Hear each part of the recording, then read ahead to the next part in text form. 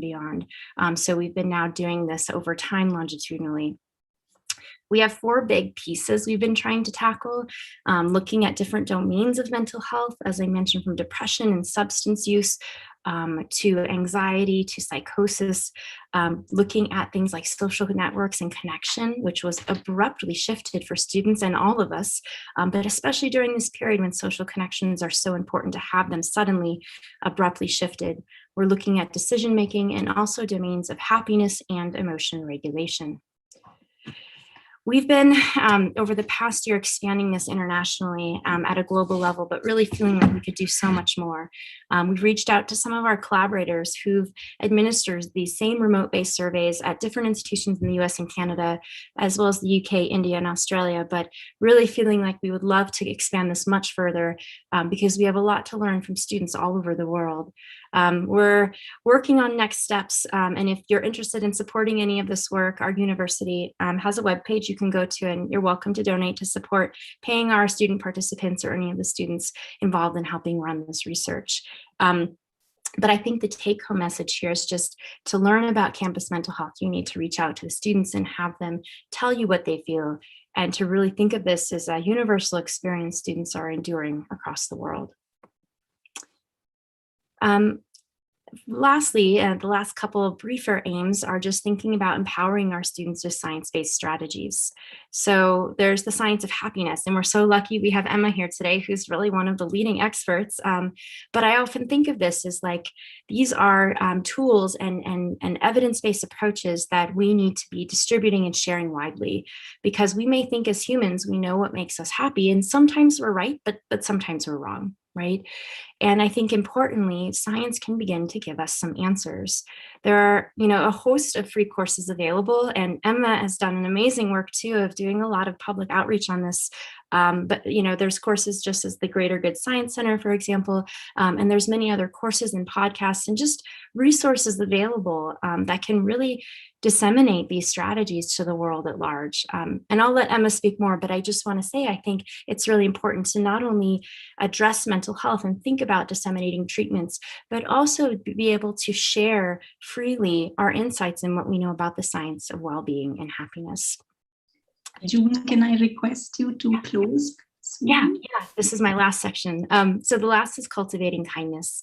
So we need to be supporting our students. We need to be, as instructors and all of us, advocating for their mental health, helping them stay connected, and being flexible when possible. So if you act as if what you do makes a difference, it certainly can and does. Thank you. Thank you so much, June. It is indeed amazing to see that it's such a comprehensive approach that you've designed and developed, and also to see that it's research-backed. And it's nice that you've already given us a little bit of an introduction to our next speaker. And I do hope you can stay with us, June. I know you're very busy at home, because I'm sure the audience will have a lot of questions about your 4-pronged approach. And also maybe our other panelists, like especially Annalise, can help you to further develop that program, because she has also designed some very practical tools that can help accomplish the 4 goals that you have. It's pretty fascinating how the panel is coming together. So, but over to Emma. I would like to introduce Emma. Emma is an amazing person. I've known her a few years now. And her dedication to mental health, whether it be for war veterans or students, is incredible. She is a lecturer and faculty director of the Women's Leadership Program at Yale University, and also the science director at Stanford Center for Compassion and Altruism Research and Education. Emma is going to talk to us today about why it is necessary for universities to have in-house resilience building programs, because it's perhaps not just enough, like we also saw from June, to have just one in-house psychologist that is managing the whole huge, storm of cases that are now coming on us now. So over to you, Emma. Yeah, it's nice, wonderful to be here, and Jaya and June, so inspiring to hear you and all of the wonderful insights you've been sharing. So I got interested in mental health as a graduate student. I was at Stanford doing my PhD, and I was just enjoying being on this most amazing campus. And that first year, there were 3 suicides on the campus, and it just broke my heart. I couldn't understand, how can we be in this incredible place, and yet there's so much unhappiness. And that really got me thinking and trying to figure out ways that we can improve student well-being. And as June has mentioned, as Jaya mentioned, there are some huge mental health problems that students are facing right now. And actually, in the last decade, there's been a steep decline. This is pre-COVID, steep decline to the point that campuses are overwhelmed. Counselors are not meeting the needs. Psychiatric services are not able to take in everyone that needs help. It's a real crisis. And, I always think, you can't keep adding psychological services. You also need to help boost resilience. There are, of course, some mental health issues where you're going to need psychiatric services, but there may be many that can be prevented by teaching tools and strategies that can help students to help themselves. And so that's really what I've been thinking about. And the other thing as well is that a lot of times, when students are in that real high state of stress, they don't actually reach their full potential. We know from research, and June mentioned this a little bit earlier, is that when people are in a state of well-being, when they are thriving, or when they are not in a state of high anxiety, high depression, which we're seeing right now, they actually are more innovative, more creative, which is the number one sought after trait for incoming employees, for CEOs across the world, across industries. Number one thing you want is creativity, innovation. That happens when people are in a relaxed state of mind, not when they're incredibly stressed. We know people are better decision makers when their well-being is high. They're more emotionally intelligent. They have greater leadership potential. They're better communicators. I mean, the list goes on. Pretty much all of the things that we want to create success in life. And so I think communicating that message too to students and why taking care of their well-being is important. Because one thing we've seen on campus, for example, at Yale, we did a number of surveys, and really we saw that students tend to not think that their well-being is important for their success. So they're less likely to do, if they learn a resilience practice, they're less likely to do it because they believe that their success sort of depends on that stress and anxiety. So that's a message also that we've been trying to sort of change. So Mrinali asked me in particular to talk about some studies that we ran with students at Yale recently. And I'm going to share my slides here and actually just jump back to some real basic science about emotion regulation. So before, as I do that, I just want to, for you to think for yourself, sort of what have you learned about managing your emotions growing up? What was the basic message what were you told to do with your sort of big, bad, negative emotions, right? From childhood to the workplace? Well, chances are, and this is what most people answer when we ask, you were taught to suppress, bottle it up, stuff it down. And this is what the research shows. When you do that, you actually increase the emotion. You increase the physiological impact of the emotion. For example, anger, your stress response is more activated, inflammation rises, heart rate rises, blood pressure rises, even more when you suppress. It actually has terrible outcomes, not just for our health, but for our relationships. I think we've all experienced this. When you bottle emotions up, they'll either come out at some point in a way that you don't really like, or passive aggression, or any other sort of way that it appears in your system, often psychosomatic as well. So we know that the main technique everybody uses out there, because that's kind of what we've been taught, it doesn't work. And in fact, it's terrible for us. The other technique that is widely used, and you've probably heard about this in cognitive behavioral therapy and so forth, is reappraisal, which is basically being able to see the situation from a different perspective. So taking sort of a broader perspective, a wiser perspective, a different look at what's going on, right? So you get a parking ticket, and then you tell yourself, you know what, I like this city. I'm going to consider this a donation to the city. And this way I get home faster because I got to park my car in this convenient location. That's sort of a superficial example, but looking at things from a different perspective, that works. But here I'm just going to show you really quickly the difference at the level of the brain. So when you reappraise, you see decreased activation in parts of the brain responsible for that are highly activated in times of stress or fear, anger. And when you when you suppress, however, you actually see increased activation. So it's not just, a subjective experience. Objectively, the emotion is increasing in your system. So this is just a very unhelpful technique, though so widespread. And so this is kind of how reappraisal works. The prefrontal cortex right here, which is so highly developed in adults, and in fact, as June said, matures until the age of 25. So it actually reaches its full sort of maturation at age 25. But this helps us to sort of talk our way down. So these are the emotions centers, some of them. And thanks to your prefrontal cortex, you are able to think logically, reasonably, rationally, reappraise the situation. But here's a question. This is all fine and good, but I want you to think in your own life right now. Think of the last time you were super stressed, really angry, or highly fearful. In that moment, were you able to talk your way out of the emotion? Chances are when the emotion is really strong, it's really hard to do so. You know what's less helpful? What's less helpful is when you're really stressed and someone comes up to you and says, hey, just relax, right? That's even less helpful. So never in the history of calm down has anyone ever calmed down by being told to calm down, right? So the question is, well, what do you do then? And so we know that, under high stress conditions or really strong emotions, you get this loss of prefrontal regulation. You literally are not able to think in a level-headed way. So what then?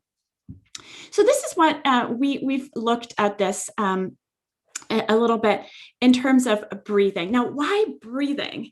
I'll give you a really short anecdote here. One of my husband's friends was a Marine Corps officer, and his vehicle passed over an improvised explosive device. His vehicle blew up, and when he came to and looked down, his legs were almost completely severed below the knee, and at that moment, I mean, you can't even imagine the shock, the pain. He remembered a breathing technique, and he had learned about it in a book. What to do, wartime crisis, do this. So he started to engage in that breathing technique. And because of that, he was able to maintain the presence of mind to check on the other members of his vehicle, to give orders to call for help, and to remember and think of tourniqueting his own legs and propping them up. Later, he was told had he not done that, he would have died. He would have bled to death. And this is what breathing can do, and it's such a powerful way. Why? Because it goes right into your nervous system and calms you down. And so I'm going to share my slides here with you again, but that really triggered a lot of interest in breathing and how it can impact our well-being when our minds, when our brains are not functioning optimally because of high, strong emotion. So the classic psychological approaches are mind-driven. To rethink the situation, you can change how you feel. And here, what we're looking at is sort of, you can think of it as a bottoms-up approach rather than a top-down. Can we calm the physiology so we can regain that ability to be level-headed and to sort of think clearly? So real quick, this is a fun study that shows why breathing is so powerful.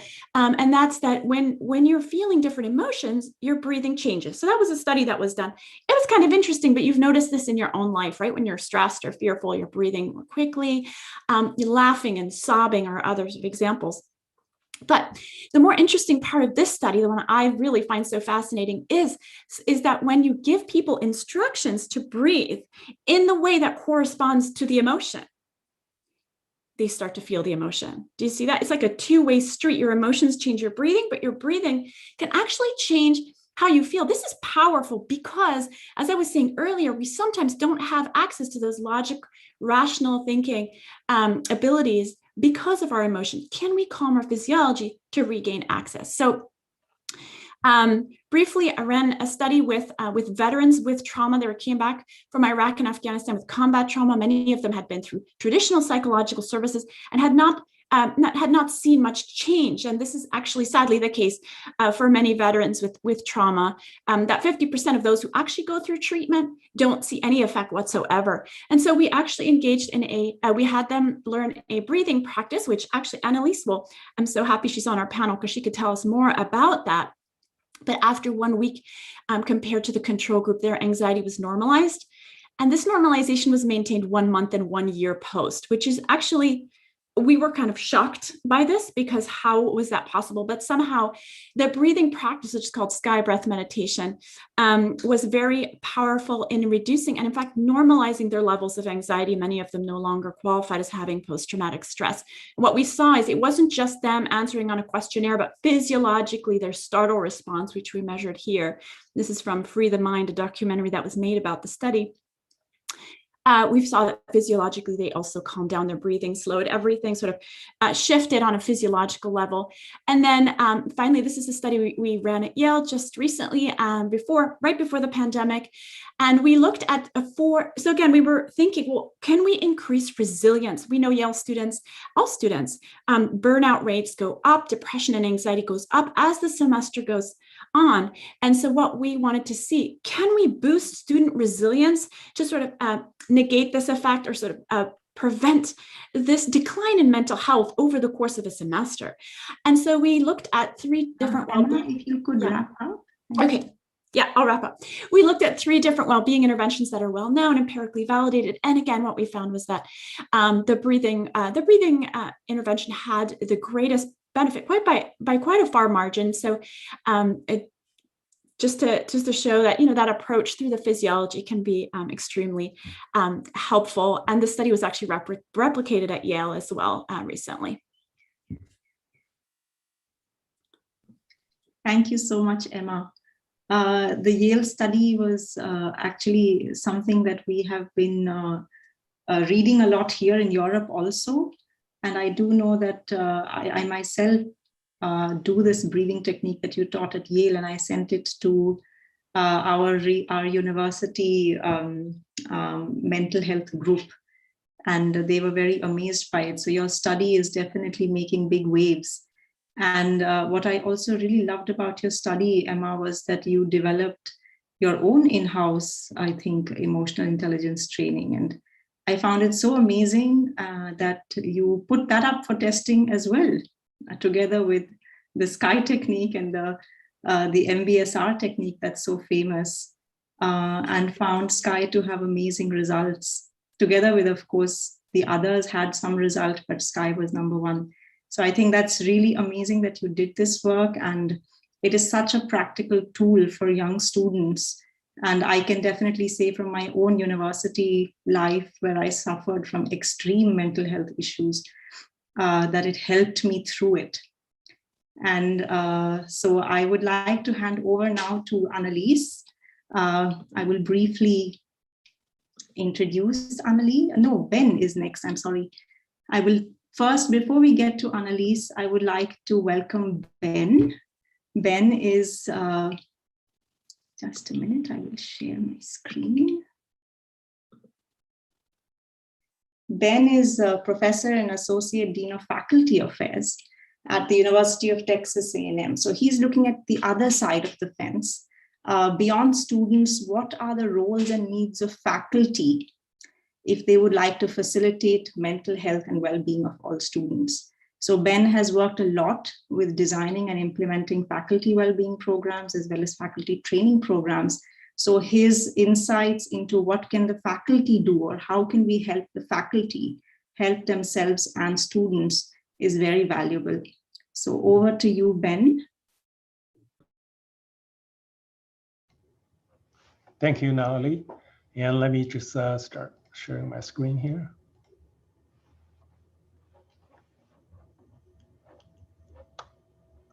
Can you see my screen? Yes, we can see it. Okay, great, thank you. First, I'm not an expert on student mental health and well-being, but I'm a faculty member, so I'm working with many students. Usually in the spring semester, I teach a small graduate course, but in the fall, I teach a large introductory ecology class. We have up to 500 students. So yeah, I've been doing that for 25 years, so I really see many of the changes in the student.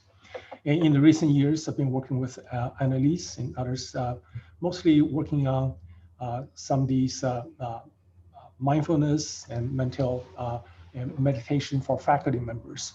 And we had quite a bit of conversation about students as well, how this influenced students.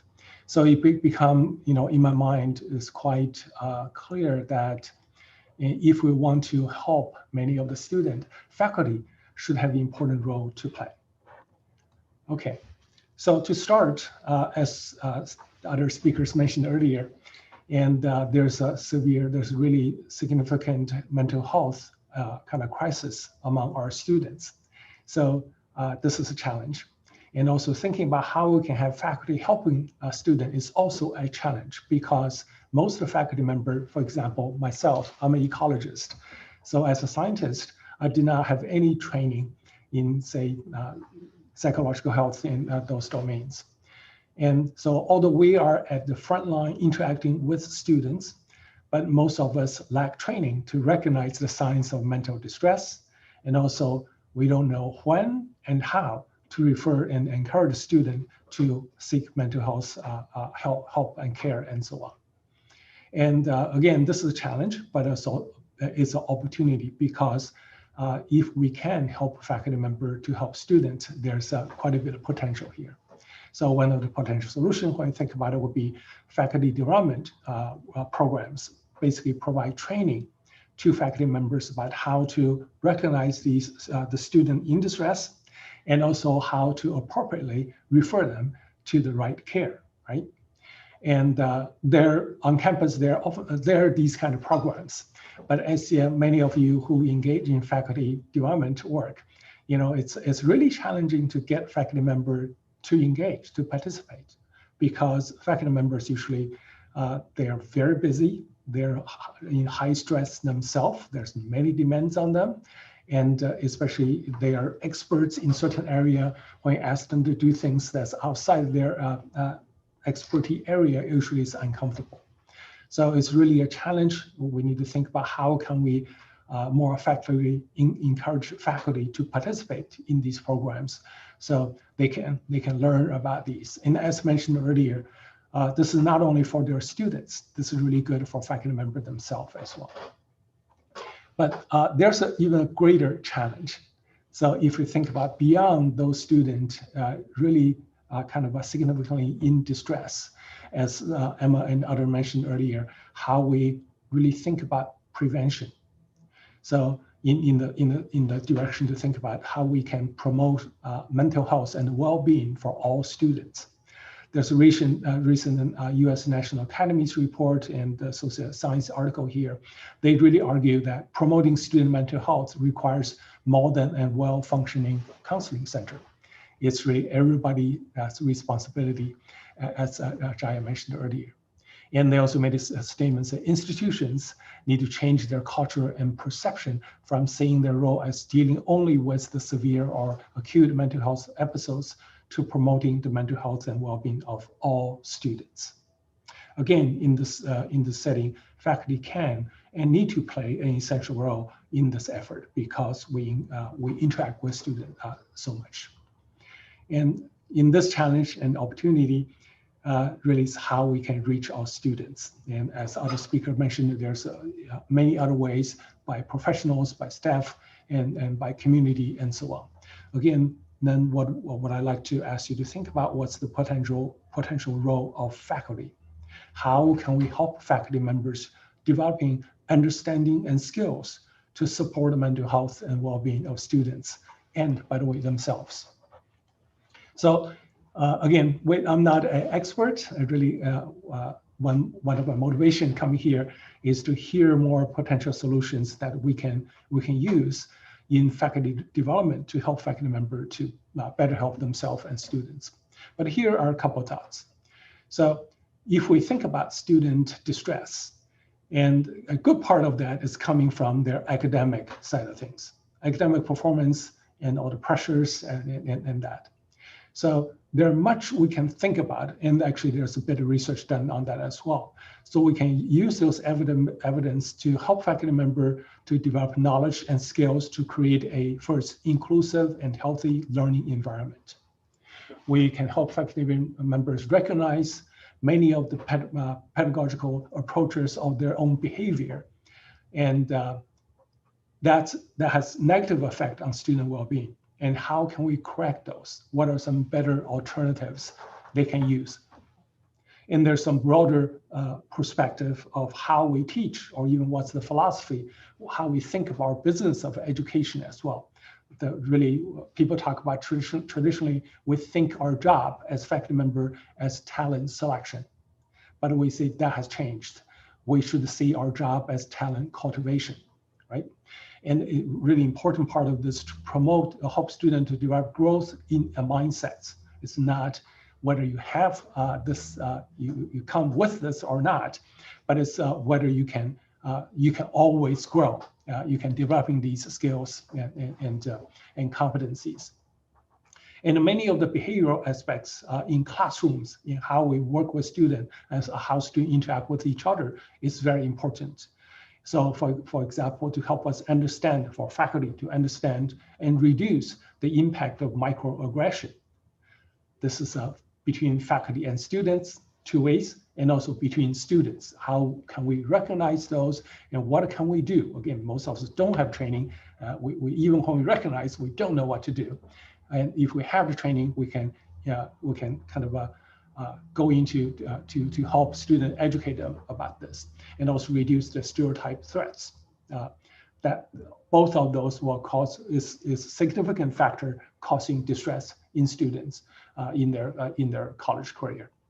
And with all those, it really is to facilitate development of the sense of belonging of all students to the university, to their profession, and to their community as well.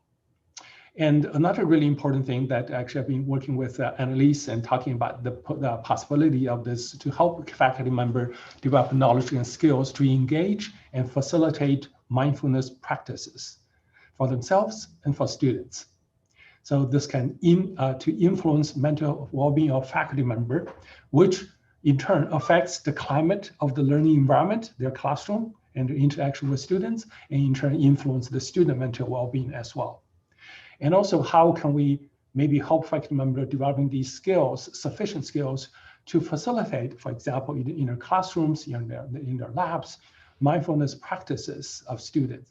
For example, at the University of Texas, Austin, our former sports rival, they have a program to really teach faculty members, provide training for them, and teach them, for example, do mindfulness minutes in their class, like 3 to 5 minutes, breathing exercise and other things that can really help students. And Annalise and I we've been working together to provide Sky meditation retreats training for faculty members. We're thinking about maybe we can provide additional training about for faculty members so they are equipped and have sufficient skills to really facilitate these kind of practices in their classes. So these are just a few. There must be many others. I'm looking forward to hear from other experts, both in the panel and in our audience, about their ideas. So that's all I have. I'll turn that back to you. Thank you, Ben, for those very, very useful insights. It's actually, I have to say, to be very fair, it's all universities around the globe, faculty, and what you spoke about, changing the perceptions linked to mental health or promoting mental health within university campuses. All over the world, we need perception changes. But I must say that I was a student in the US about 12 years ago, or no, actually, no, it's 15 years ago. I'm much older than I think I am. And when I was in the university, because as a student, I benefited so much from these mindfulness techniques I had learned, I recommended it to the Dean of Student Affairs in my university. And there was such a positive reception. She said, yes, why not? Let's do it. And then when I came to Europe, just 3 years later, I made the same recommendation to my professor in Europe. And the reaction was, oh my God, if we offer mental health programs here, we are giving out the perception that we are stressing out our people. So I must say that the US has done a lot already. And of course, there's much more to be done. And since now we have heard Annalise being mentioned by two of our speakers, we should go over to Annalise. I will briefly introduce Annalise.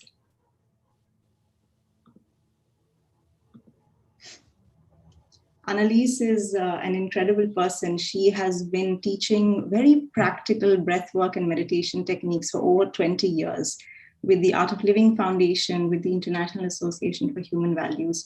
And she has brought these mindfulness and breathing techniques, which are all evidence-based, to more than 70 universities across the US. And now she's also supporting this in Europe.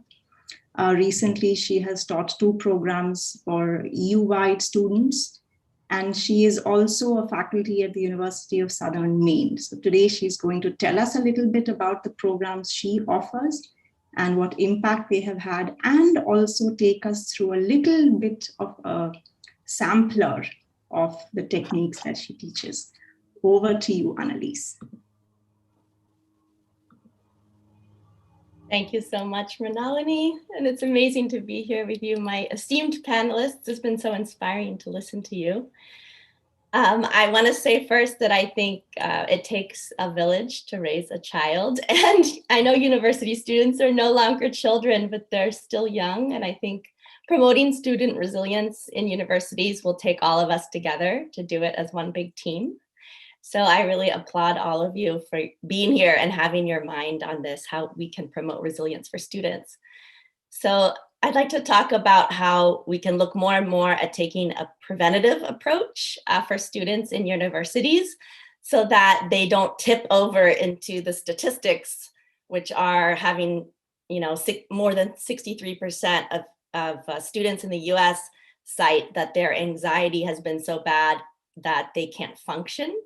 And more than 40% of students in the US, through surveys across university students, say that their depression has been so debilitating that they haven't been able to get out of bed or do their academics. So we all know that the mental health crisis or the mental health of students seems to be declining more and more. And I think that calls for us to really insert preventative approaches before it even gets that bad. Like, I love what Ben is sharing about maybe even putting it into the classroom, having faculty be trained in just how to insert very small snippets of techniques that are very practical that students can use. So through my own experience, we started a program called Sky Campus Happiness. We wanted to look at well-being on a holistic level. It's the happiness and well-being of the individual. It's not just fixing a mental health problem, but making the individual thrive. And we designed this program out of Sri Sri Ravi Shankar's programs through the Art of Living Foundation. And I personally took that in 1999 when I was a college student age, but I was already into my professional dancing career. And when I learned this program and these really powerful breathing practices, sky breath meditation, I had horrible stage anxiety. Imagine I'm on the stage of the Metropolitan Opera performing 5 nights a week and feeling sick to my stomach 5 days a week because I had so much stage anxiety. And I took yoga classes, I tried all kinds of meditation, and it was only until I experienced these really powerful breathing practices that I realized you can manage your anxiety. And in fact, it can really be rooted out of your system. It can be trained out of your system if you know how to use the right techniques to calm the system and change the stress response that we all have. So what we've done through Sky Campus Happiness is we have put together a 4-pronged approach. And I feel like I'm going to be echoing a little bit of what June shared, which I loved listening to her. We find that each individual is different, and some people need more of one thing, some people need more of another thing. You can't just have a one-stop shop solution. So we put together a 4-pronged approach that are all empirically validated methods to increase well-being in students. So of course, the first one has already been mentioned a lot, which are breathing practices, evidence-based breathwork practices, and meditation. And the second approach that we incorporate in our program is something that we're all craving right now, which is social connection. And I think most of us know that aside from food and water, we are social creatures and we need social connection. It's as basic as food and water. So in our program, we put a lot of social connection and team building so that students, even if they're shy and afraid, they get that feeling of I am connected and I belong, I'm accepted, And our third approach is emotional intelligence training. We realize the intellect also has to experience well-being, and with some emotional intelligence training, we tend to become more empathetic. We understand the viewpoints of others. We tend to become more inclusive or feel more accepted, and we have more of a sense of compassion instead of anger and irritation. So we do emotional intelligence training in our program also. And the fourth element is leadership and service, or I would say service leadership. And we know through research that when we do something for others, when we reach out and take responsibility for others, or we do some sort of service, our well-being shoots up through the roof. I mean, the just one simple random act of kindness, I think I saw that in June's presentation, can change our entire perspective, our entire mood that day. So we, once we take care of students' stress levels through the breath work and meditation, we deeply encourage them and run them through exercises of how can you help others? How can you take care of someone else besides yourself? And we realize this is like the second level of boosting mental health and making students resilient, because they realize they have more capacity than just taking care of themselves and their own academics. They can also take care of others. So I want to look a little bit at also the current landscape. We all have been highly affected by the pandemic and COVID. And even before COVID, the suicidal ideation rates were increasing alarmingly, at least in the USA. Over the last 8 years, since 2012, which is interesting to note that 2012 was the onset of smartphones. Since 2012, the suicidal ideation rate in young people between 18 and 24, it almost doubled. And that was alarming in our country, in the USA, because it had never gone up that fast. So it went from 6% to 11.5% of the student population seriously contemplating suicide. That was very alarming. And I think that made most universities start paying at least a little bit more attention to mental health, because no university wants to have it in the news that their students are committing suicide. And but what happened during COVID, during the pandemic this year, was even more alarming. There was a study by the Center for Disease Control in the US across students and non-students, young people aged 18 to 24. And shockingly, the suicide rate for students seriously contemplating suicide more than doubled this past summer. The study was done in June. And 1 in 4 students, 25% of our young people, seriously were contemplating suicide. Now, to me, this sets off an emergency bell. Like, it means we have to start putting in preventative measures into university life, but we should highly consider putting them into the curriculum. Like Dr. Ben was talking about, putting it into the classroom even. So I had the great pleasure of being part of Emma's Yale study, and it was a wonderful experience to see the students go through it. And what I noticed in a couple of our high performing schools is that when we do the intake forms for these studies, we will have about 200 or 300 students, and we do an intake form, and we see on the intake form whether they've had suicidal ideation or not. And I was alarmed to see that it was always 50% of the students in my classes that had suicidal ideation. I couldn't believe it was that high. So I would interview these students after our program to see how that changed for them. And it was really beautiful to see. They would all express this after just 1 week of our program. They would say, I had given up on being happy on my campus. I just thought happiness is not possible here. You just have to be stressed, and that's how you move on this campus. But after 1 week of doing all these practices and the social connection and the support of the group, like, I actually realized I can be happy, and this is like a shock to me. So it was really beautiful to see that. And then many of our programs, we take the students through for 6 weeks or 8 weeks. And in those 6 weeks or 8 weeks, they'll say at the end, I can't believe I never thought, I didn't even come close to considering suicide once in these last 8 weeks, a whole semester, which was a new experience for them. I want to tell the story of one girl because it warms my heart to work with students because I get to see such wonderful stories all the time. One of our own staff members, Caitlin Sarai, she was a freshman at Ohio State University, and through her first whole year, she said she was one of the classic statistics. She had very high anxiety, a lot of depression, couldn't get out of bed in the morning most days, and so much anxiety she wouldn't be able to look people in the eye. So she was not able to have any kind of social connection. And she said she was contemplating suicide every month, sometimes every week.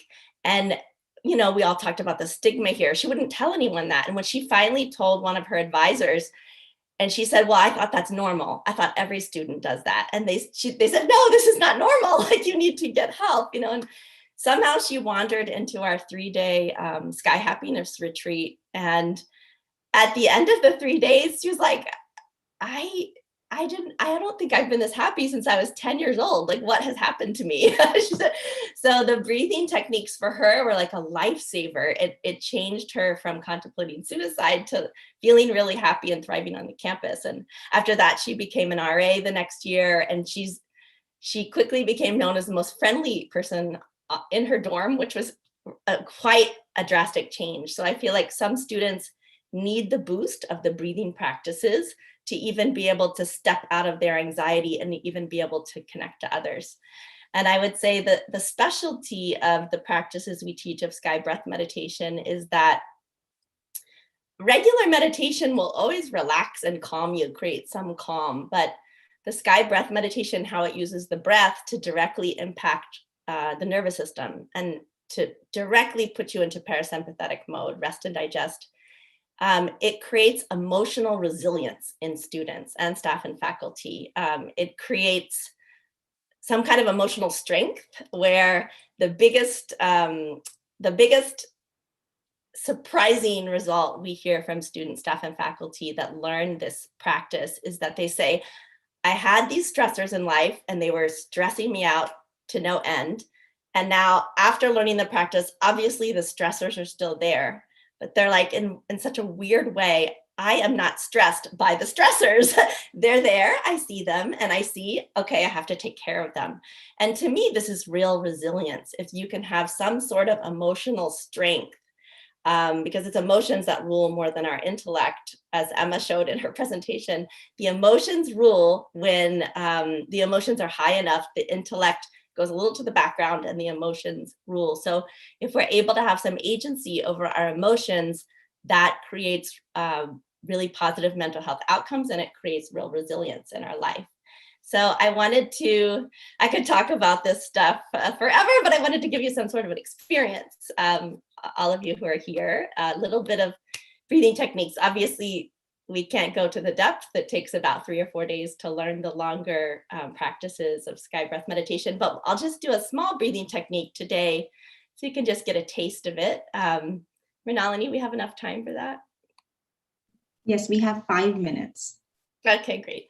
Okay, so I'm going to take us into a practice that's called victory breath, or in Sanskrit, these practices come from the discipline of yoga. So the language of yoga is Sanskrit. Some of you may have heard of this. In Sanskrit, it's called Ujjayi breath, Ujjayi, Ujjayi. It sounds like light snoring. Okay, so all of you know how to do it because most of you, I'm sure, know how to snore at night. So the breathing that we're going to do is a little bit of sound in the throat, and it's very important to do with the eyes closed. You'll see the relaxation response is much stronger with the eyes closed. So I'm going to make the sound for you and then teach you how to do it. So it sounds like this.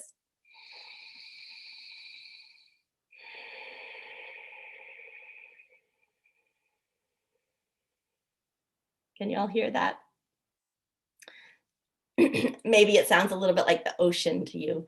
Sometimes we describe it as ocean breath, or to kids, Darth Vader breath. It sounds like Darth Vader. So I'm going to ask you to do something with your mouth open, as if you're fogging a window. Have y'all fogged a window or a glass, or you've fogged your sunglasses? So I want you to make this sound with your mouth open. Can you feel the air coming from the back of the throat. Let's do it again. One more time. Good. Now with the mouth closed, same sound. And breathe in like that. And breathe out. Let's close the eyes and breathe in with that sound. And breathe out. Eyes closed and breathe in. And breathe out.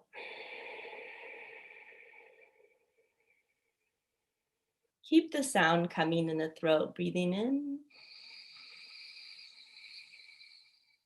And breathing out.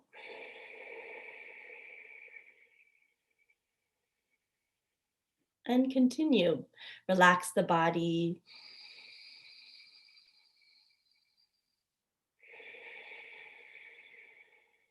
And breathe from the back of the throat.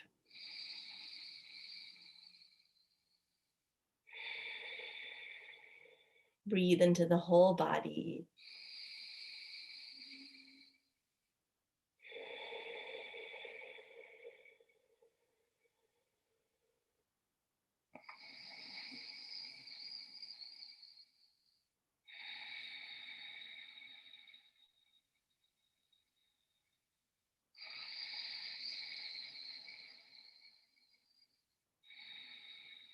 A few more breaths like this with the sound, like a light snore.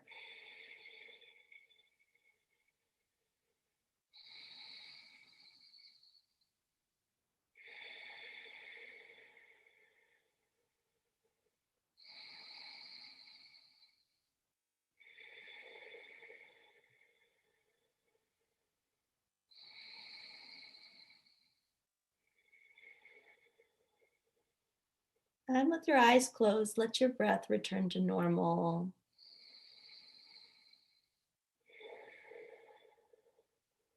Now relax the breath. Keep the eyes closed. And take a moment to observe in your body and in your mind what's happening. Notice the mind.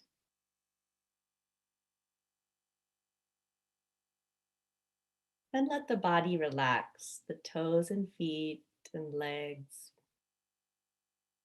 knees and thighs.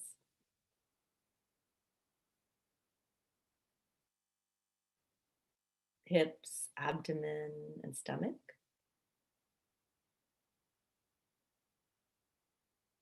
The chest, the eyes closed. Take your attention to your shoulders, right arm and hand, left arm and hand, the throat and the neck, the head, the face, eyes, nose, and lips, the whole body. Feel the weight of your body.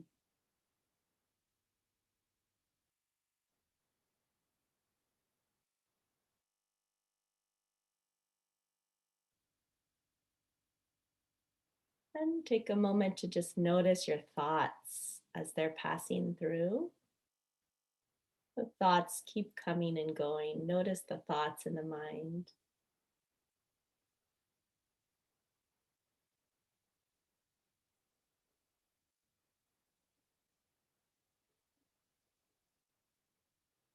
And just being okay with the thoughts, letting them be there.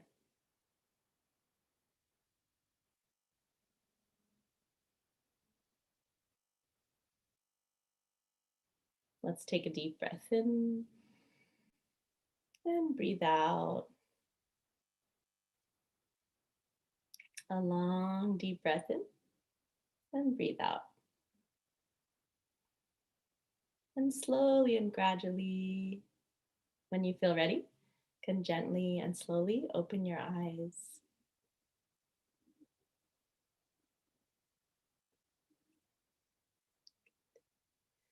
Did you notice the sense of calm with that breathing that just kind of wafts over you? So this is one of the most simple and easy techniques to practice, but it immediately affects the vagus nerve. And our vagus nerve is like the lead nerve. It sends the messages to all the other nerves in the body. And when our vagal tone increases, it's associated with higher well-being, even higher immune system function when the vagal tone is increased. So these, very simple techniques, they're not just simple, they're very powerful. They can affect us, and they can also be well-being shortcuts or hacks in the middle of the day. So I think we all need to look at all these different ways we can insert really effective well-being practices into the university life for students and staff and faculty who are taking on the well-being of the students. So I really applaud, again, our panel for all the amazing thoughts and perspectives, and may we all bring greater well-being to university life, and may we make education become a venture into well-being and academic success. So thank you so much. Thank you so much, Annalise. That was really like a wave of calm that came over. And I don't know if anybody noticed, but Annalise speaks like a scientist, just like Emma and June, and she is a ballerina by training. It's amazing. It's actually what I've read in the science is that when we do these kind of techniques that Annalise is talking about, our ability to understand and deal with very complex issues, it improves, and it becomes easier. And we can see that in action in Annalise, from ballet dancer to scientist. It's pretty fascinating. So, but we are getting a lot of very, very good questions. I will request our tech hosts to please spotlight all of the panelists, and I will start reading the questions, hopefully in the order that they were coming in. So we have I believe this is a concerned mother. Maybe, I don't know if that's,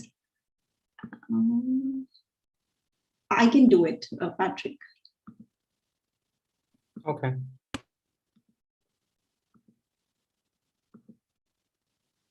Jaya. Yeah.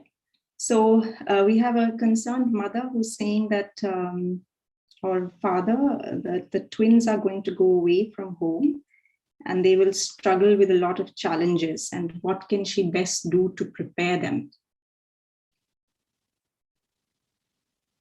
Whoever would like to answer can raise their hand, and I'm happy to. Yeah, Emma. Well, I think, like we were mentioning earlier, a number of us said, giving them resilience building tools now, having them take some classes. They've learned a lot academically. What have they learned about how to take care of themselves? What have they learned about how to take care of their own mind and their own sort of well-being, their spirit? So taking classes like Annalise's, the one that we researched, or any other or additional classes that could be useful in providing tools and techniques. Yes, indeed. That's a great idea. Thank you, Emma. Then should I go on to the next question, saying, what studies have been conducted to understand the root causes of mental health issues, such as excessive workload, assessment policies? Are all these somehow linked? And also, are there examples of centers of excellence on adjustments made to grading policies, which have resulted in a supportive environment for students? I think this is a student asking a question on very technical things or practical things that are triggers for stress. Maybe anyone who, Emma? Yeah, sure. Sorry, don't want to hog the conversation, but we do know that stress is a trigger. Big stressors are triggers for mental health, for developing mental health issues. And some of them are inevitable, like COVID was an inevitable stress. We all went through it, but that is often a trigger. So again, giving tools to sort of help manage that on a day-to-day basis to try and prevent it from getting too high would be really useful. Great. And then we have this, actually, I think this is something Annalise should also talk about, because, as far as I have seen in my life, we will always have, if not exams, then some other triggers of stress, no? And it's very important to build that resilience, which is what this panel is about. No? How can we build resilience? Because we cannot control our external atmospheres all the time. We have to have internal tools that can help us deal with all of the stresses and challenges that life is inevitably going to throw at us. So it's that's again very important. That's why we are so eager to find concrete solutions to build student resilience in your student life and beyond. So it's amazing, everything. So starting with Jaya's presentation on, of course, external things have to be managed. That is so important. That's why we started with Jaya's talk, and there's so much talk also at the international level on how can we change the exam system so that it's actually supporting human development, and it's not making you go into that rote-based learning, which is so non-creative, But beyond that, since we can't change everything overnight, how can we change things within ourselves? This is very, very much needed to think about. We have another question on why. So first, this person is thanking the panelists and saying, while competition is an important aspect of improving our abilities, how can we foster a more collaborative approach to learning in universities? Maybe something for Ben. Well, I can probably say a little bit about that. So there are much we can do as faculty members. If we think about what's the ultimate goal for student learning, what do we want them to know, to be able to do when they finish the class, to walk out of university? Then that can guide us, say what's the best way to help them, right? And how to structure our learning and so on. As you mentioned earlier, if we say this semester, there's a lot of things we study, there's only 2 exams, nothing else. And by the way, it's multiple choice exams. And that's very stressful, but it's not really helpful. So by structure your class in different ways to have more meaningful learning, for example, and have a more kind of formative feedback along the way to help them learn, and also in different ways. For example, you can have a projects, right? And in your large introductory class for inquiry project is 5-week long, which is really more meaningful than a multiple choice exam. And by the way, in that process, you can also you can use a team-based learning approach to really developing the skills, social skills, and social support in that process as well.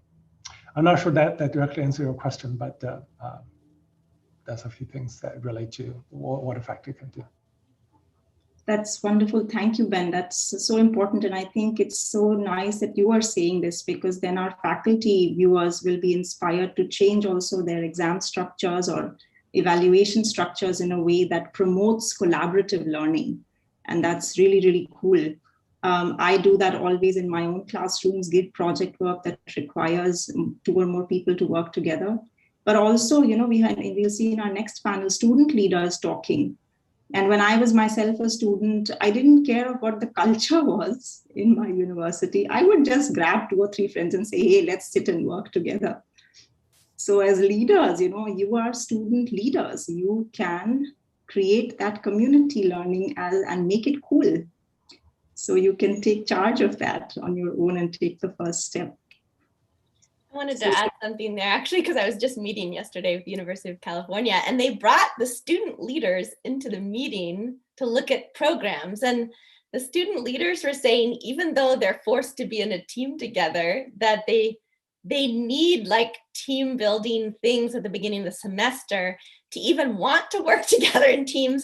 So I just thought that was really interesting. From a really brilliant student leader was saying this, and she was suggesting that there would be team building. Of course, she wanted meditation and team building together, but she wanted to have that in freshman orientation. She said, if we inculcate that culture of working together in teams and that it's fun, and there's always going to be competition, that's the nature of human beings, but if there's that friendliness and collaboration, even if it's competition, and if we build that into freshman orientation or I think in India it's called induction, right? The orientations have different names in different countries, but if you can build that into the orientation in universities, it would be really brilliant, and it would encourage that collaborative learning. That's very cool.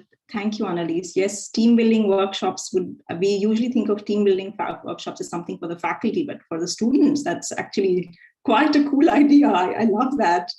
That's amazing.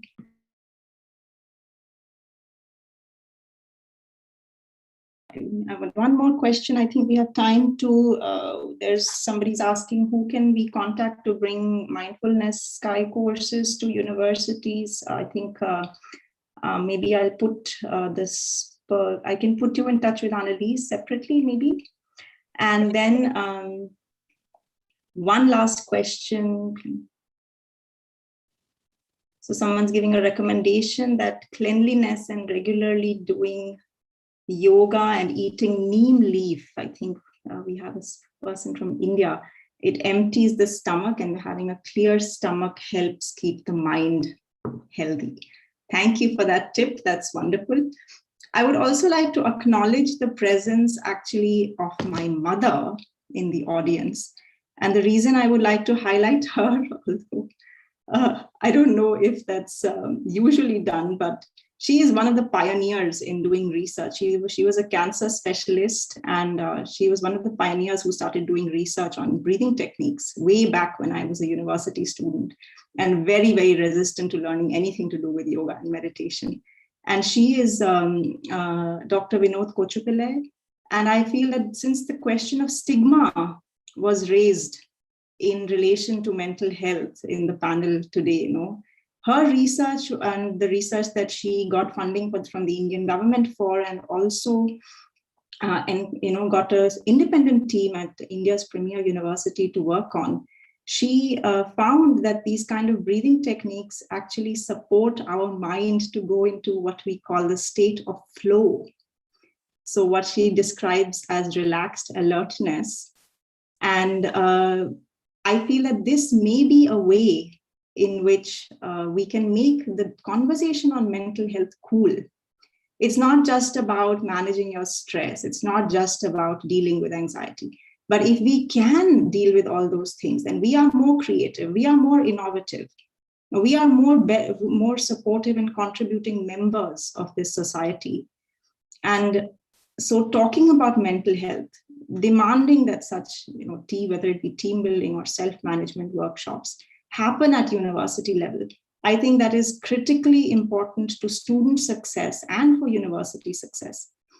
And on that note, I will close this panel, but we have another student panel, and I would like to also say we have Dr. Gangadharan, who is the president or one of the presidents of the National Medical Commission of India, a very, very amazing person he's also a senior psychologist who will be giving a keynote talk. So please do stay. We'll take a short break to onboard our student speakers and Dr. Gangadhar. But maybe while our tech hosts are doing that, since Dr. Vinod Kochupillai is here, would you like to say something?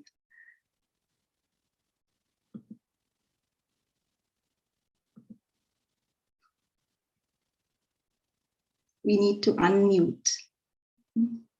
We can't hear you.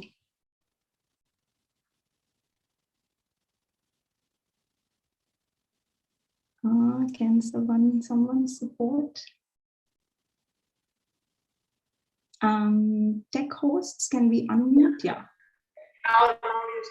Please go ahead. Yes. Okay, actually, I don't have anything to say about the university students because I haven't really worked with them. All I can say is that these breathing techniques that Annalise has talked about and which we have all experienced ourselves have been of tremendous help to just about everybody, whether they're students, whether they're adults, whether they're workers, whether they're old people, because we all go through difficult situations in our life, and we cannot really, as Mridani said earlier, we cannot change our environment. We cannot change the situations that we are made to face in our life. The only thing that can help us is to internalize ourselves and stay calm despite whatever the situation is. And to achieve that calmness of the mind, to achieve that happiness of the mind under any circumstance. As Shri Ravi Shankar says, that the only sign of success is that if you can smile even under adverse situations, then only you can call yourself successful. Not by earning money or not by having big positions. That is not a success. So to achieve that, these breathing processes that Annalise has talked about, I think are extremely important. And I, being a scientist and also a medical professional, I was very curious to know as to how they are affecting our body and the mind. So at AIMS, when I was working there, we did some research on different aspects of these breathing processes.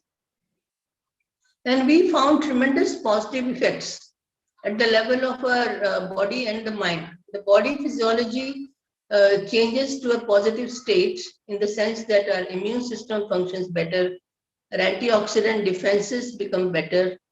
And then also at the genetic level, we found that positive changes even at the genetic level, that all the positive immunoglobulins, genes that we have, their expression improves. And all the negative genes, their expression goes down, which makes us being healthier, even even during COVID, for instance, I hardly ever wore masks and other things, but fortunately so far, I have not had any such infection. That is not to say that one should not wear mask. I'm not saying that. But what I'm saying is that the immune system does improve by doing these breathing processes, and it helps us to prevent specifically virus infections, and also cancer. Our studies have shown that even cancer may be preventable or maybe at least delayed by doing these processes. Thank you, Mrinalini, for taking me. But we are losing. Thank you so much. Thank you so much for being here. And it's always, it's always a challenge for me to invite my own mother to a panel, because I feel like it's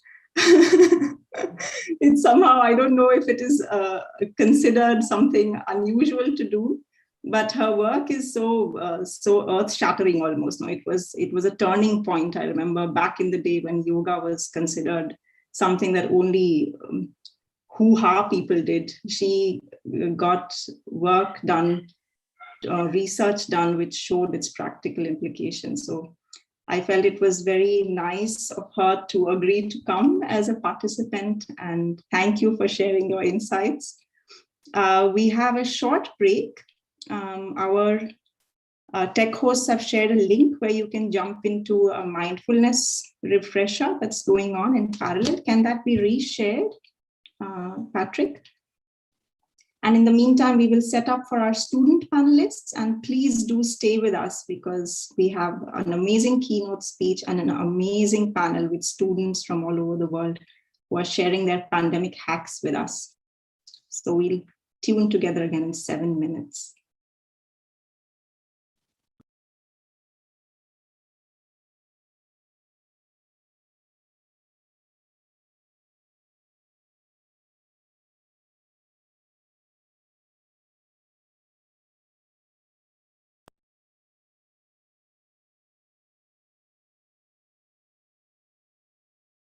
So this is the link for the mindfulness lounge, if you would like to do a short mindfulness relaxation.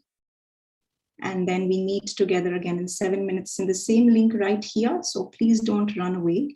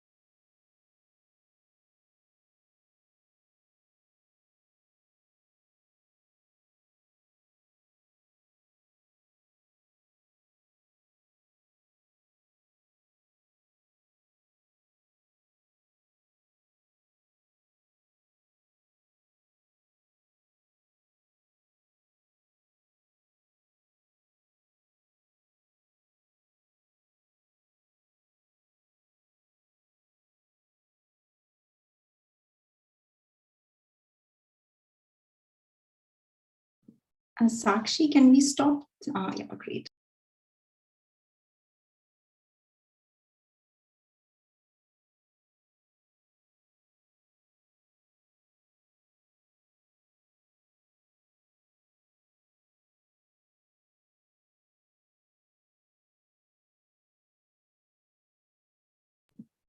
Professor Gangadhar is already here. If our tech hosts can please rename him. I will rename him, actually. You can rename him.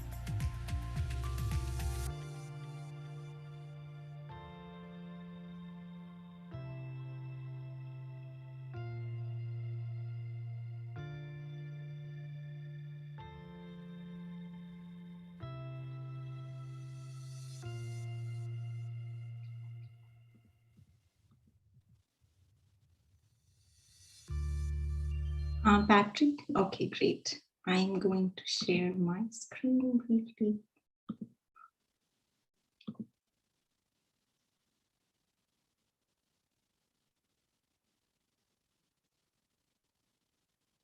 Are we live, Patrick? Yes, we all the time live. All right, excellent. So we can start slowly, although we have 1 minute more, or actually we're exactly on time. A very warm welcome back to everyone. We have now the second, and I believe the coolest panel of the World Forum for Ethics in Businesses conference on changing paradigms in a pandemic world, and that is our student panel. You know, I have to say that I so respect and admire these students, because while WFEB announced this advertisement and advertised this competition all over the globe, we actually got entries only from these 12 students. And when I was sent all of these, or I got access to all of these entries, my first thought was only 12 entries? And I was like, maybe we should cancel the competition. No, and then I was like, no, I should see what has come in. And as I watched one video after the other, I was watching these videos at 11 in the night. I felt my energy rising. I felt so inspired that I was up for the next 2 hours doing other stuff. So these are the students who are taking this pandemic not as a problem, but as a challenge. And they have found simple hacks that are accessible to everybody around the globe to use and not just survive, but thrive through this pandemic. And to acknowledge what they are doing, I was so delighted when just a few days ago, I had a telephone call with Professor B.N. Gangadhar, who, as I just mentioned a few minutes ago, is the president of the National Medical Commission of India. He's one of the foremost experts from, he was previously the director of NIMHANS, which is the top mental health institution in India. And I spoke to him, you will not believe it, just yesterday night. And he is so amazing that he agreed, despite his very busy schedule during this this World Health Day today, he agreed at the drop of a pin to give a keynote address to our students. So Professor Gangadhar, I'm so grateful that you are here. And thank you so much for inspiring and encouraging not just our student panel, but students from all over the globe who are watching. And for sure, your words will be inspiring for them all. Over to you, Professor Gangadhar.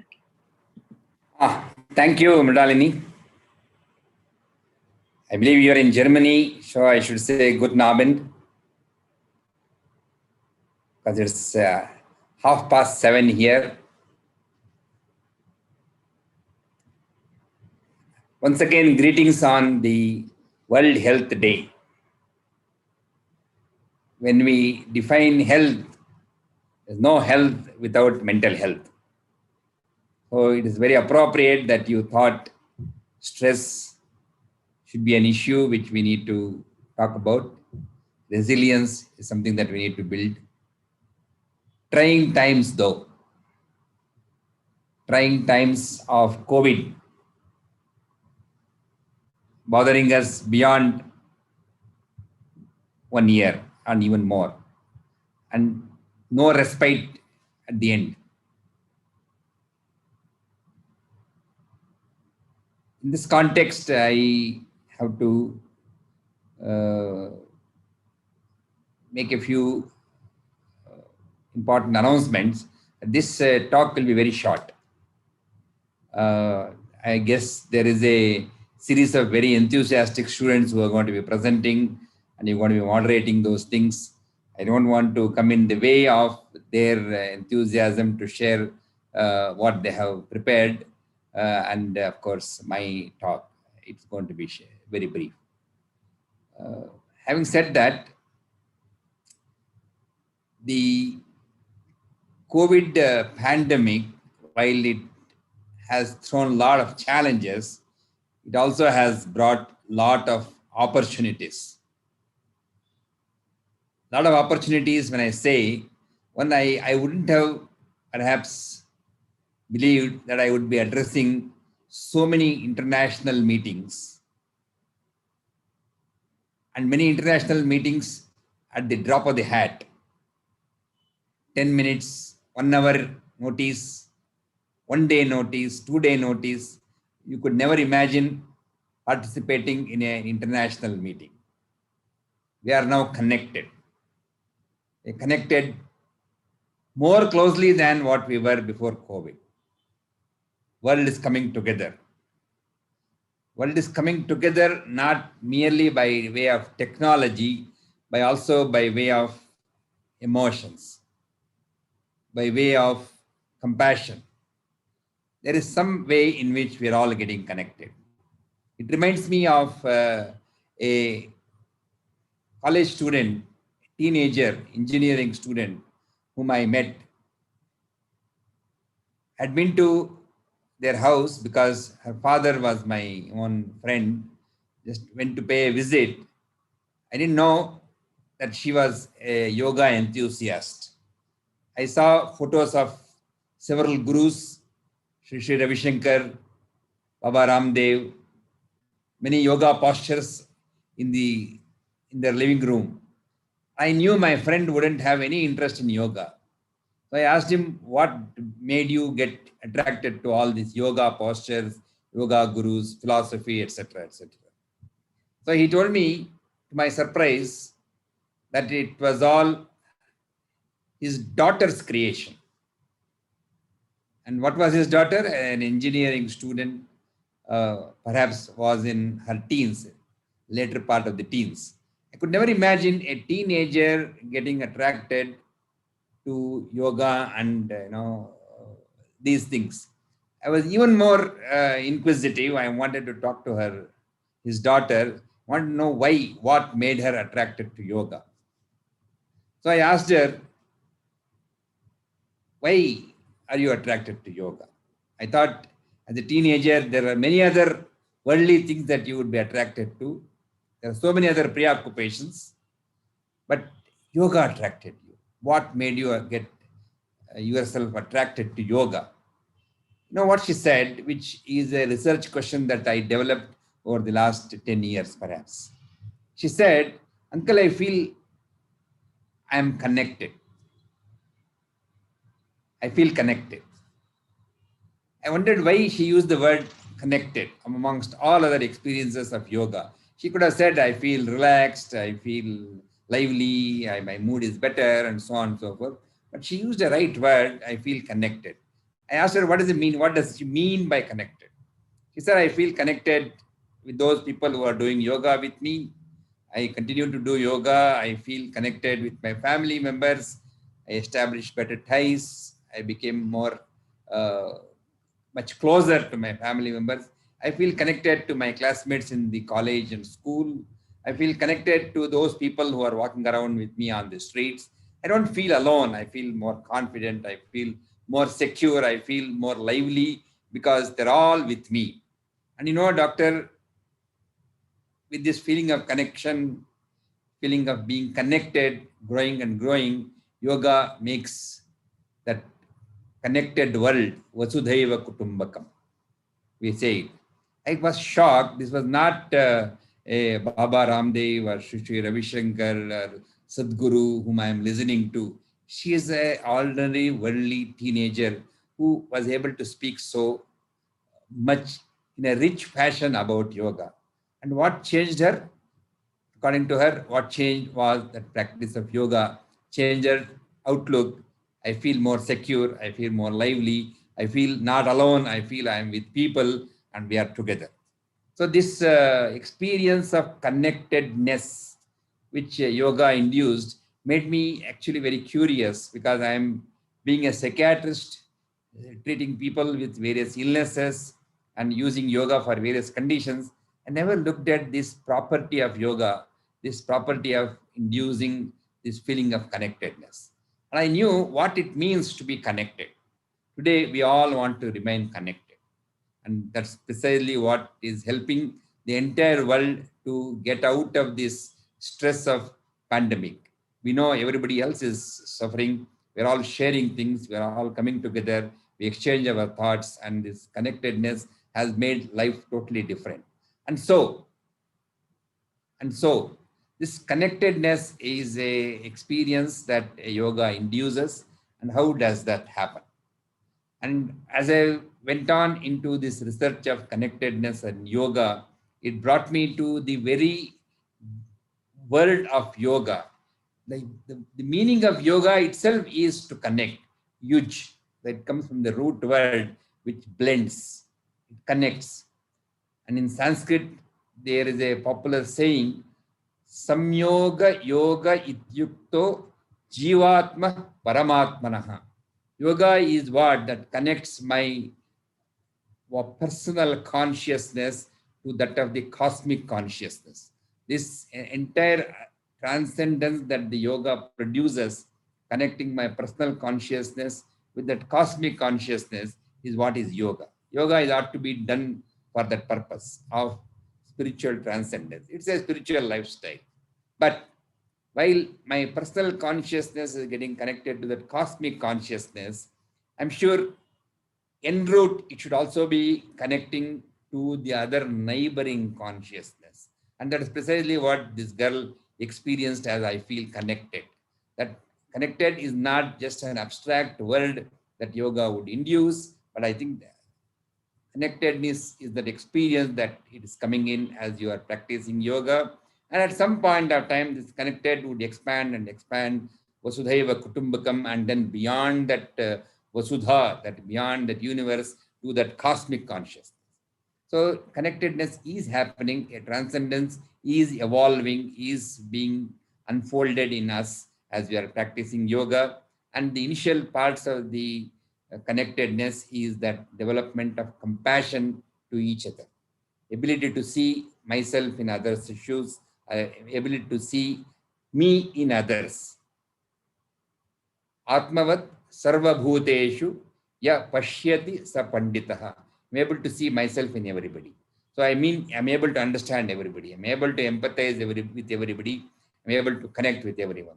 So this feeling of compassion, feeling of connectedness is something that yoga induces, and that is rightly experienced by this girl, and that is rightly what is the traditional texts of yoga describe, and that is rightly the way in which we all feel more secured, feel connected, and feel able to overcome these issues and build that resilience in us, that we have, of course, people with us, people others who are going to be with me in these trying situations.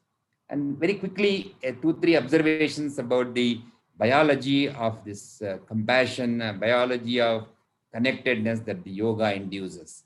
2-3 observations I have to make here, and probably I'll stop. This feeling of connectedness, feeling of ability to emote with other people that yoga induces has been found very helpful in treating a condition what we call as schizophrenia, where the person actually goes away from the society, goes away from the people, secludes himself, is not able to emote. Emotionally, he is very shallow. This individual, while he is also given medicines to be treated, but remains in this negative state of being shallow affect situation. To make him practice yoga along with the medicine that you are giving, this shallowness improves. He becomes more warm, is able to emote with family members, is able to connect, and he is able to actually get himself integrated with the society as he was an usual person. In fact, one of the a mother of a patient who had schizophrenia for long years, she came and told me after several months of practicing of yoga, in addition to, of course, the medicine that he took, a 15-year illness that he was going through, you know, doctor, you gave back my son to me. I asked her, what do you mean by you gave back my son to me? She explained that he is now more warm, he's with me, with color which I like, and so on. So he emotes well, he mixes with me. So this change which happens following yoga is one very important thing, which we were able to demonstrate and use it helpfully in treating a condition. Second, practice of yoga, a session or a series of sessions actually increased one of the chemicals in the body called as oxytocin. Oxytocin is a hormone which actually makes me feel connected, makes me feel well, makes me feel good when a dear one hugs me. In fact, it is also called as a cuddling hormone. So this hormone is elevated when you practice yoga. And in fact, in conditions schizophrenia, which we were treating for using yoga, oxytocin levels are lower, and one actually gives nasal oxygen to get this social cognition improvements in schizophrenia individuals.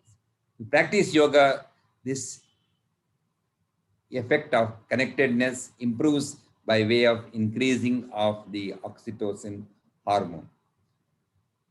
Yoga not only connects individuals, connects the psyche of within the individual, and we know that this is also brought about by this hormone.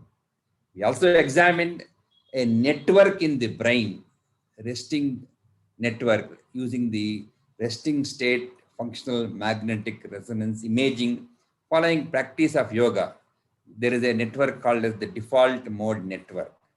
The coherence of the network went on to get better while he was continuing to practice yoga. And this getting better in terms of this coherence was also related to the degree to which his negative symptoms actually dropped. So here we are talking about yoga. It gets you a feeling of connectedness, a feeling of security, a feeling that you're all together, you're not alone. And this actually is the experience that is required for us to tide over the current condition of a global panic caused by this pandemic. And I urge again that yoga practices, whatever may be the schools of thought, induce this feeling of connectedness. And then there is a biological basis for this, which actually is facilitated to get your brain be prepared to overcome the current stress. I once again appeal to each one of you to follow any one form of the yoga, asanas, pranayamas, breathing techniques, meditation, and a host of them. There are so many schools of yoga. Mind you, all schools lead to the same transcendence, same spiritual transformation that we ought to obtain and to make our life more healthy and stronger to be able to face the current situation. Thanks, Mralini, for calling me over and sharing some of these observations. I wish the students' session all the best and thank you very much. Thank you so much, sir. It's amazing to listen to you and how much depth you have in both sides, yoga as well as more modern approaches to managing difficult mental health situations. And since yoga comes from our homeland, India, it's wonderful to hear a scientist of your esteem talk at such technical scientific level about it. And thank you so much once again for encouraging the students with your presence here. And we hope you can stay and hear some of them speak. I'll have to log off because I have another meeting scheduled. Yes, I understand. Thank you so much for being here. Good luck. Thank you. So coming to our wonderful students, you know, it was, I don't know if you've seen the movie, The Princess Diaries. In that, I love that movie, and the dialogue there that has been kind of like a mantra in my life is that courage is not the absence of fear. It is the realization that there is something more important than my fear. And that is what I have seen in all of these young students who have sent their entries in for the Pandemic Hacks competition, that they have recognized that their small experience of how they have handled this pandemic can make a difference to millions of viewers who are watching us today. So without much delay, I would like to jump in and hand over to our first student speaker, Akshita. She is a first-year student of one of India's premier law schools, National Law Institute University, and she likes to describe herself as a little girl who is trying to find her place in this world. Akshita.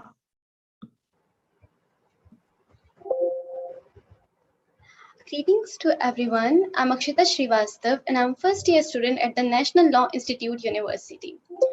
Well, I'm a person who basically likes to pre-plan everything, and it annoys me the most when things go opposite to my plan. And 2020 was the year of uncertainty, the year when everything went downhill. The law entrance exam, which I was opting for, got postponed 4 times, which was just abundant to cause someone anxiety. I am personally very passionate about law. So a wave of peculiar thoughts intruded my mental space. Thoughts like, what if I can never make it to my dream university? What will I do in that situation are the prime ones. These thoughts interrupted my preparations too. So to avoid these thoughts, I tried various things. I tried meditation, I tried talking to my friends, but unfortunately, it didn't resolve anything. So I decided to open the crate of my hobbies, which essentially has 4 things: writing, painting, photography, and Sudoku. Then I introspected and I found out that whenever something has bothered me, I've always taken recourse to writing. But little did I know that writing will become my pandemic hack. This time, When I took recourse to writing, I found out that I have felt a tinge of tranquility in my soul, something which I have never felt before. That was the moment when I became sure that it is my pandemic hack. Initially, I wrote down all my raw feelings, but everyone likes creativity, right? So I started formulating poetic verses. My feelings, including my friends and my families, became a catalyst in increasing my creative drive. My friends encouraged me to put out my work on social media. And when I did, I found out that many people relate to it, which made me understand that I'm not alone in these challenging times. But besides proving therapeutic, it was a major change in my perspective, the way I view things now. It made me learn how to find beauty in everything around me, be it a table or a chair or even a glass of water. It made me understand that even if I don't have any friend, I won't be lost. I have something very precious to cherish for my life. Well, this doesn't undermine the value of friends, but it makes me feel little less scared about being alone. Plus, it gave me courage to try out new things which maybe I was too afraid to before. And most importantly, it made me wonder that I don't have to wander to be happy. I can be happy in my own space. Consequently, my law entrance exam went well, but I'm still applying my pandemic hack to get over some of the anxieties. Well, I've heard in a TED talk few days back that you should know when to shut your mouth, and I think it's time I should shut my mouth. Thank you so much.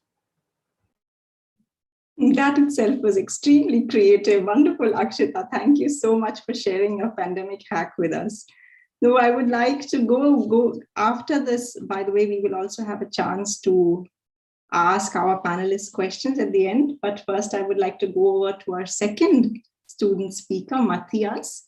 Matthias is a PhD student at the Technical University of Munich's Department of Aerospace and Geodesy. So he's quite a cool person who roams beyond the surface of the earth. But his hobbies are literature and music. And I think he is slowly also developing an interest in the very complex topic of ethics. Over to you, Matthias. Thank you very much, Nandini, for your nice introduction. Hello to everyone. I'm very happy that I can present to you my very own pandemic hack, which I call dancing against Corona. And before I start, I would like to show you a photo. It was taken approximately 1 year ago, and it shows my hometown, basically. It's a very small town near Lake Constance, South Germany. And usually the street is packed with people. There's life everywhere and a lot of small businesses and cafes and shops and so on and so on. But yeah, the pandemic changed everything. So we need lockdowns and curfews to protect each other. And yeah, it's depressing. It's depressing. So to tackle this issue of depression and do something against the curfew loneliness, my girlfriend and I discovered a method to overcome this. We basically put all our favorite songs together into a playlist and turned the volume up, turned the disco lights on, and started to dance in our apartment. And it was so much fun, even for non-dancing persons like me. I am one of these guys who is in a corner of the room and just watching other people dancing. But it's super fun, and you're moving around very wildly, and you tackle also the issue of inactivity. And I think the brain is releasing endorphins because of the dancing and your favorite music. And it also increased your neural activity. And yeah, it's super fun. It's super easy. You don't need a schedule. You can do it on Monday morning, on Wednesday evening, on Saturday morning, whenever you feel like to do this. Turn the volume up and dance. But don't annoy the neighbors, of course. You can also use your headphones. But you can also upgrade the dancing. You can also invite your friends with, let's say, your favorite video call platform like Zoom or Teams or whatever. and invite your friends. You can share a playlist with your favorite music and make a dance party online with your friends. So maybe you don't feel so alone again. And yeah, that was my pandemic hack. Thank you very much for listening. Thank you so much, Matthias. What I loved about that hack was that it is so accessible. It doesn't matter where in the world we are, what culture we are from, dance and music is common. So even if you don't have a boombox at home, you can still sing and dance together. And it is such an accessible way to, as Matthias said, increase your endorphins while also keeping away any kind of depression. Thank you, Matthias. Going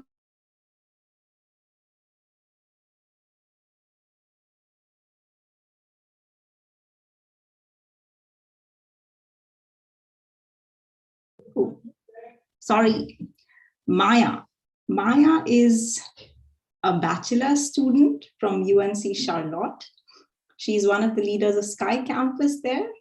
And she, in her free time, enjoys cooking, learning languages, and fighting for peace. Over to you, Maya. Hi, everyone. So 1 year ago, I was depressed and suicidal because I was serving the community while disregarding my basic needs, such as getting enough sleep, eating wholesome food, and drinking enough water to have a better, fruitful life. After my dad attempted suicide for the second time, I am grateful that so many people helped me seek resources to get help. I was unable to do what I needed to do for myself to live a good life. I was pulled in so many directions to help my parents. I needed to get away and help myself. I made that choice to make my mental health and well-being a priority, my self-care. That's how I got to my hack. Being grounded and grateful made me appreciate everything and everyone.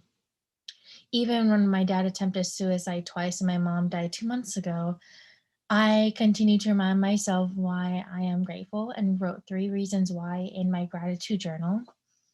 This is it. Every single day. And especially in my worst days, I would always remind myself, wow, I'm grateful to have a roof over my head. Wow, I am grateful to have clean water. Wow, I'm grateful for my breath. Today, I feel centered, powerful, and grateful for this life I'm able to live.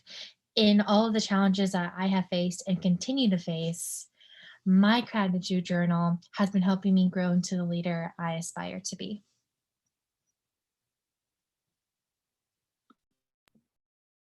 Thank you so much, Maya, for sharing your life and yourself. And I'm sure it will help many who are watching. And to see your resilience despite what you have gone through is an inspiration. It's really, really wonderful. And I hope that together with you, others can also join and seek that help in managing ourselves before then going ahead and managing our societies, our communities, our families. Thank you so much.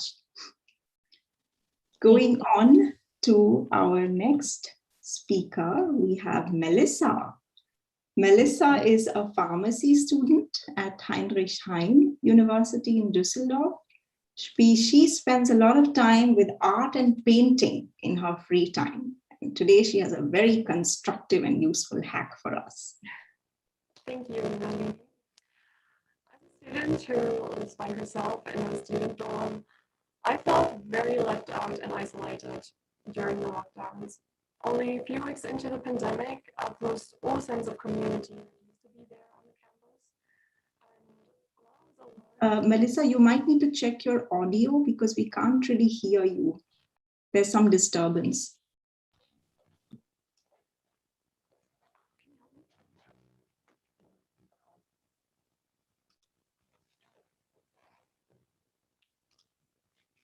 Should we go on to the next speaker and come back? We move to the next. And then we come back to Melissa.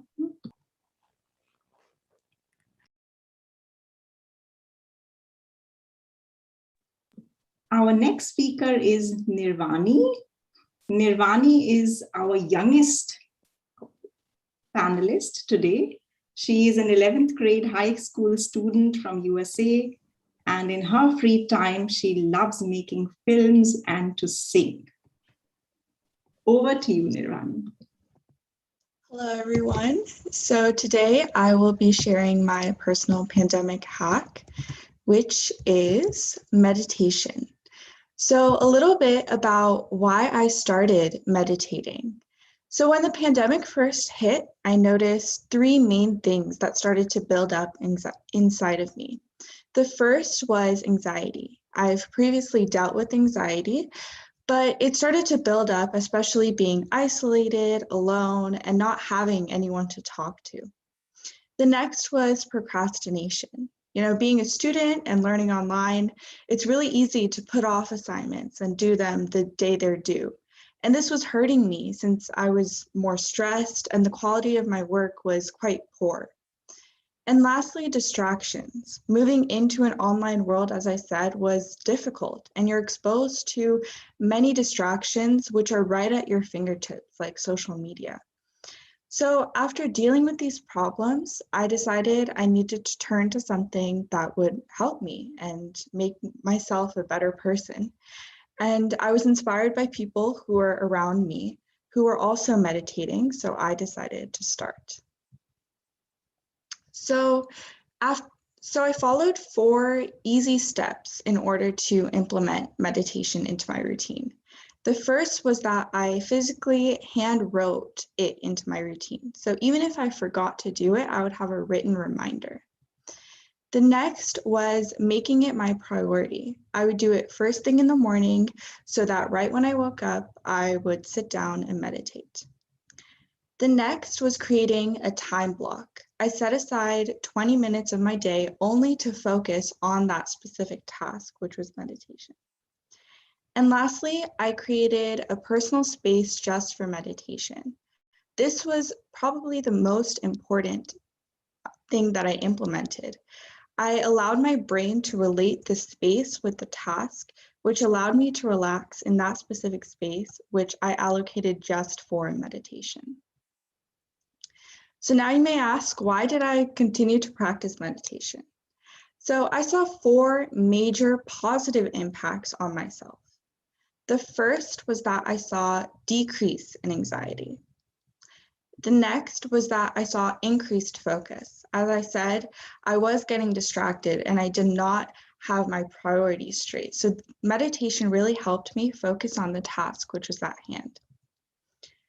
Next was priorities. I was able to prioritize things I loved doing rather than the things that I did not really want to pay attention to.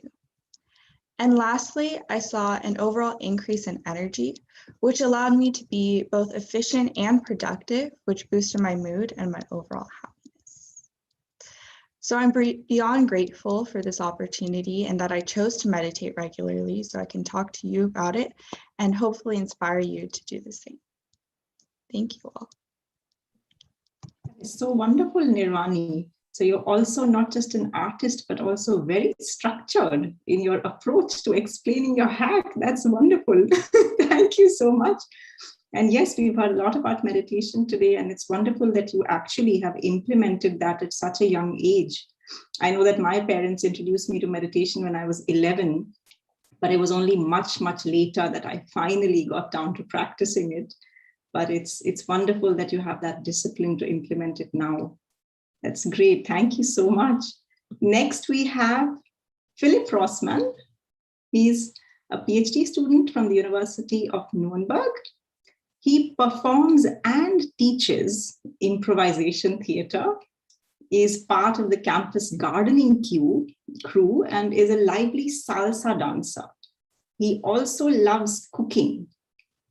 And he is, most interestingly, a very active sky breath meditation teacher in Germany, and even during the pandemic was teaching several workshops. Over to you, Philip. Thank you very much, Nalini, for this kind introduction. So today I want to share how sharing itself impacted my life. So my headline is Sharing a Win-Win Situation. So as many others may felt in this lockdown, when suddenly everything was put on hold, I was feeling alone.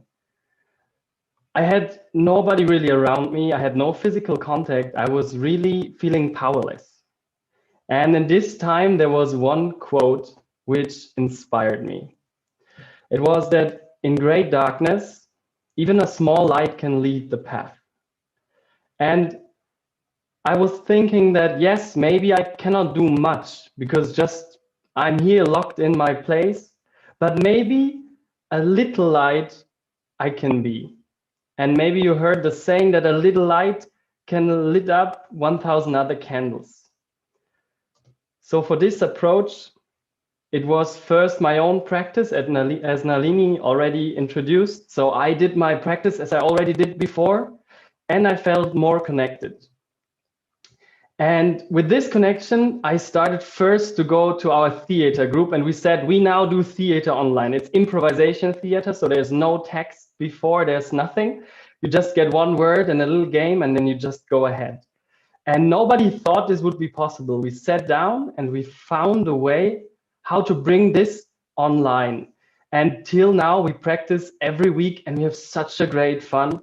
In the beginning, we used to dance in the beginning of the session just to lift up the energy. And the second thing, from this self-practice and feeling of connectiveness, connection, the next step was to share this knowledge. And I really felt that sharing this and also sharing the joy which came out of the meditation and practices, breathwork practice, that it affected others, and I felt empowered. I did not feel alone and powerless. I felt strong.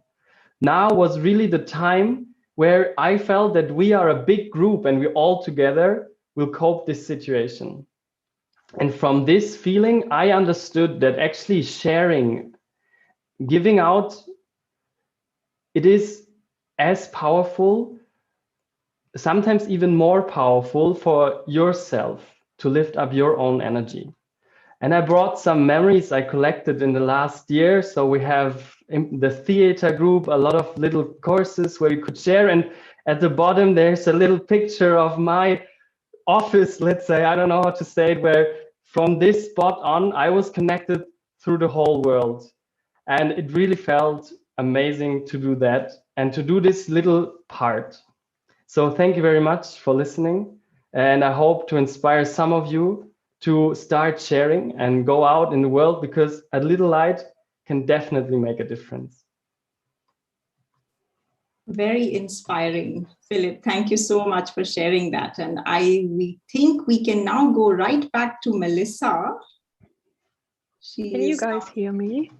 Yes, now we can hear you. Great, thank you. Thank you for your patience. So I'll just dive in right away. As a student who lives by herself in a student dorm, I felt very left out and isolated during the lockdowns. Only a few weeks into the pandemic, and I've lost all sense of community that I used to have at the campus. And while I was alone and reaching out to social media to regain that feeling, I developed a habit, like many others, to read through endless discussions and comment sections on social media and news forums. Waking up in the morning, the first thing I wanted to do was checking out my notifications and then going right to online trends to find out what people were talking about the most today. It temporarily gave me the feeling of being connected, and it somehow became addicting, especially during the first lockdown. But consuming all this uncontrolled and huge amount of information and news caused me personally a lot of anxiety and was very agitating, especially because the majority of the content I was consuming was made of news about very negative and heartbreaking and also very fear-inducing events that were happening around the world. And at the same time, spreading awareness and educating oneself is something that is so unbelievably important to my generation. And social media is the tool that is used for this cause. But on the other hand, social media also greatly feeds into the fear of missing out that that a lot of us suffer from. At one point, I've reached a day where my own screen time was on average 13 hours per day. And that was the point where I told myself I need to stop. So I made a cut and I told myself over and over again, if there is a cause and if I want to stay up to date on global issues, it's enough for me to just make a list of my chosen topics that I care about the most and then consciously check on them once a week. After that, just leave the news to be. I stayed away from all kinds of news, no global news, no regional news, and no entertainment news for 7 days. And after that week, I asked myself again, do I ever want to be that immersed in it like I used to? And my answer was 100% no. Because by taking a step back, I was able to become aware of how negative news make the rounds faster online. So the majority of the stuff I was consuming and reading about was negative. And it was one of the main distractions and stress factors that always worked against my favor when all I wanted to do was creating a happier life experience. And since I've implemented this more mindful and controlled use of the internet and of social media, I was able to have a positive outlook on my life and on the world in a way easier manner. And when you reach that point where it's easy for you to have a positive outlook on life, it is also easier to spread it with the people around you, not only in person, but also online. It was, for me, the perfect middle of staying up to date on issues that I care about and also protecting my own mental health from too much negative information. And having a good, healthy distance to these kind of news will have a huge impact on your daily life.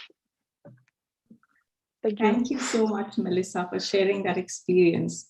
Yes, it's very true. No, if we put too much attention or our sole attention only on what's not right, then our mind tends to also feel that there's nothing right. So that healthy balance is very important. Thank you for sharing that tip and that very important hack with us.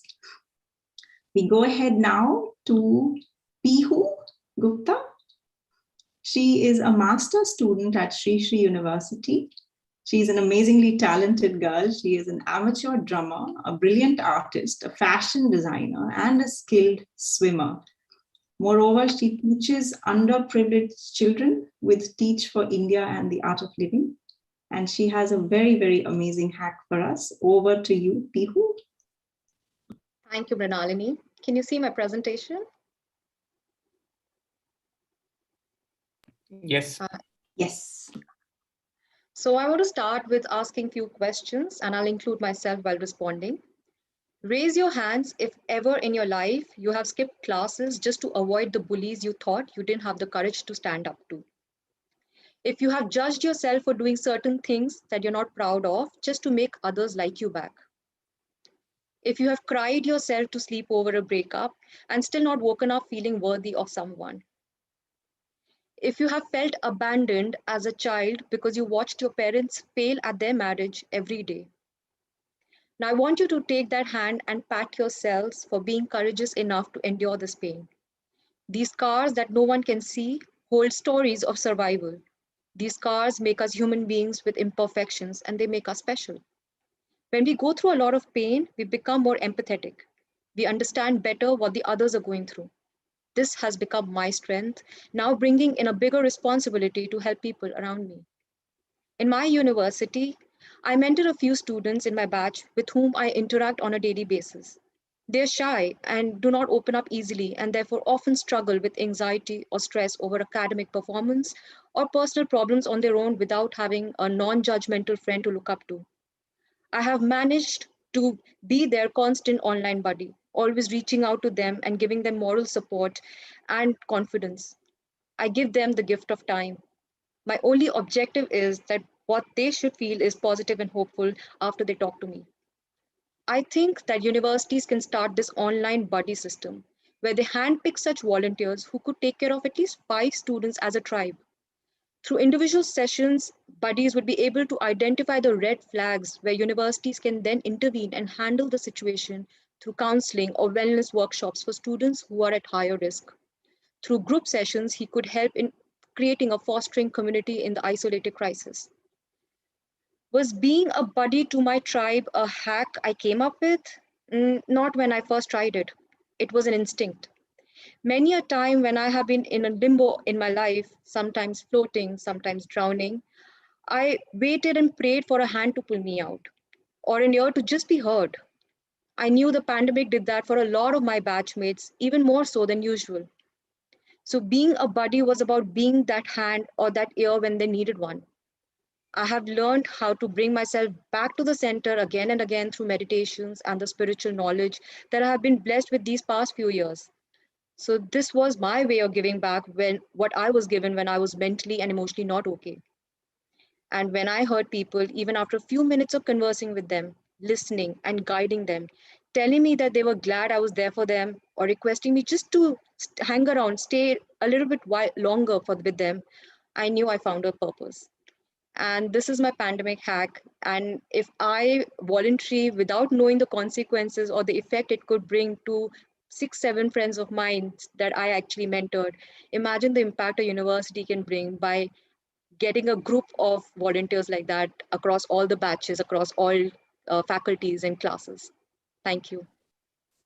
Thank you, Pihu. That's amazing. Every drop makes an ocean, and definitely that's a great, great thing that you're doing for your peers. So amazing, and keep up the good work. And thank you for that very, very valuable suggestion, very practical suggestion for universities. Now we have our last, but definitely not the least speaker, Surbhi Haridranathan. She is a bachelor student at the University of California, Santa Cruz. She's studying molecular biology and music theory, an interesting combination. She's also a performing artist and is also an active member of the Art of Living Foundation in the US. Over to you, Surbhi. Thank you so much, Nalini. So rewinding back to about March of 2020, as soon as there was a shelter in place, I was honestly thrilled with the unexpected free time that I now had. But as days went by, weeks, then months, it seemed without end. I would find myself struggling without being able to interact with anyone. Solitude seemed empty rather than soul-satisfying. Additionally, I'm a performer, and without live rehearsals, the radiating energy of the audience, and the contentment of simply experiencing the stage brought upon an eerie sense of self-doubt. However, I found a hidden blessing within this time, as it revealed to me the power of music and mindfulness. Immersing myself within music evolved into something that became such a strong vehicle for positivity and inner strength. I realized that performing was just one aspect of it, but there was this sense of outpouring joy that I discovered, spending hours every day simply being one with the music, allowing the notes to nudge my mind, the rhythm to resonate within my soul. And tied to the moment, music has been a conduit for mindfulness, and dedicating just a small part every morning, no matter what, to consciously focus on my mind, my breath, and simply be grateful for everything has been my armor during this time. With each breath in, the conscious recognition of the gift of breath, and with each exhale, the promise of creating a better world for all, it was steadying and preparing in one movement. And creating these two techniques with me throughout my journey has been the most magical blessing, allowing myself to not only embrace this time, but to also help me truly understand who I really am, with such a rare pause in the fast-paced world we live in. Sure, there's still a wanderlust aching, but the lesson of living in the moment rather than for the next is something that I really needed. I cannot encourage you enough as this time is coming to a close. Spend some part of the day to do something for you and for others. Come back to your very nature of being happy and content. Talk to someone that gives you that inner strength. Go for a stroll in your neighborhood and smile at the stranger walking past you. Spend a few minutes consciously breathing. We are not alone. We must really teach everyone to spread the value of cultivating resilience, a healthy mind, and an unshakable level of positivity that can radiate to every single person. It's such an honor to be speaking with all of you today, and in this time, I'm reminded that we choose how we change our lives and others. So let your inner music flow with each breath. Let your mind meditate on that which feeds your soul. Let's make a positive difference. Thank you. That was just absolutely beautiful, Surbhi. Thank you so much for sharing that and for sharing that so beautifully. I must say, I am, however, I think experiencing what might be called Zoom fatigue because I skipped one of our speakers. So I would like to hand over now to Ramya. Ramya is an amazing PhD student from RWTH Aachen University in Germany. Her hobbies include learning languages. She's already fluent at 5 Indian languages and German. And she's also very into handicrafts. So over to you, Ramya. Thank you, very kind of you. And I really hope my simple hack also helps a few here. So what I did is socially reconnecting with new people. But before I go to my hack, I want to tell you that I had to first pull the brakes and first notice what were the thoughts and emotions that I were going through. There is immense guilt, especially when looking at really young, energetic, and multi-skilled youngsters portraying their impeccable skills online. I went into this feeling like, why am I not that? Why don't I do that? I have all the things that I can make that. There's a lot of guilt that there is there. And there's also self-blame that why am I like this? I'm not productive, I'm not a high achieving person. And there's also self-victimization, like, oh, okay, maybe this happened in the past and that's why I'm like this, poor me. And okay, it's okay, maybe I'm just not meant to be. And this is real time, and there's a feeling like this is never ending. And then slowly I realized that this is a chain reaction. Like, it starts from one place and it goes on, and it keeps coming in circles. So this led to some kind of understanding or accepting my personality, that, okay, so this is the canvas that I'm made of. So I have to know that what to do with this canvas to have a painting. So I have a destructive personality, especially with online content, with so much social media and online content pouring in. It's easy to simply avoid reality and real life with thrilling and amazing music and so much which emotion jerking things. And all these online content is energy draining, mostly mental energy. Physical energy, forget about it. We are not spending so much physical energy nowadays sitting in front of Zoom calls. But mental energy and emotional energy is just drain. And whenever I try to do something to fight against this, trust me, I've tried all of the things that all these students have told: meditation, painting, handicrafts, writing a lot, but I couldn't keep up with it. There was lack of consistency. So that's when I told myself, okay, if I'm getting influenced, if I am a person who can be easily influenced, I'm going to be influenced by the right kind of people and content. Trust me, when I say about the lack of consistency, I want to show you my own YouTube consumption. From a good 8-hour consumption on a good weekend, this was more thrilling, like down to 7 minutes a day. And even the second week was even more thrilling, from less than 5 hours a day to about half an hour. But how do I keep it below that for a long time? This was not thrilling anymore to look at this graph each week. So it went back to square one again. So now comes my hack. I had to reconnect with social groups. At the start of the pandemic, everybody started to reconnect with their cousins, with their friends, with their old contacts. I also did the same, but many faded off and some stayed. I also spoke to a student psychotherapist, like, hey, I am going through a lot of online content and I'm trying to avoid real life because real life is boring and online is thrilling. Apart from connecting with people whom I knew, I also wanted to connect with new people. Now that I wanted to make as a thrilling element of my real life. So I joined this program called Be Buddy program. And this was meant for new students to settle down in the city. I was not a new student, but I still simply enrolled myself. And to the buddy who got assigned to me, I told her, I'm not a new student. I'm just looking for some kind of socializing and new opportunities. About a month later, she came to me saying, hey, look, there is this project called Europa Marschule from the German government. You can participate in it. That was interesting. Basically, I had to simply talk to 8th grade students and introduce them to my culture as a form of international exposure. And the emojis that they sent over Zoom was my form of positivity and fulfillment and appreciation. Apart from this, I also connected with friends of friends. I'm wrapping it up. And that helps me keep each other accountable and also use fear of missing out to keep myself in discipline. Lastly, I want to conclude that I want to tell you that this is not like I have conquered it and I'm past it. It is a real-time struggle. And this is my YouTube consumption for this past month, including this week. So this is an ongoing work in progress. Thank you for your patience. Thank you, Ramya, for that very scientific and structured presentation.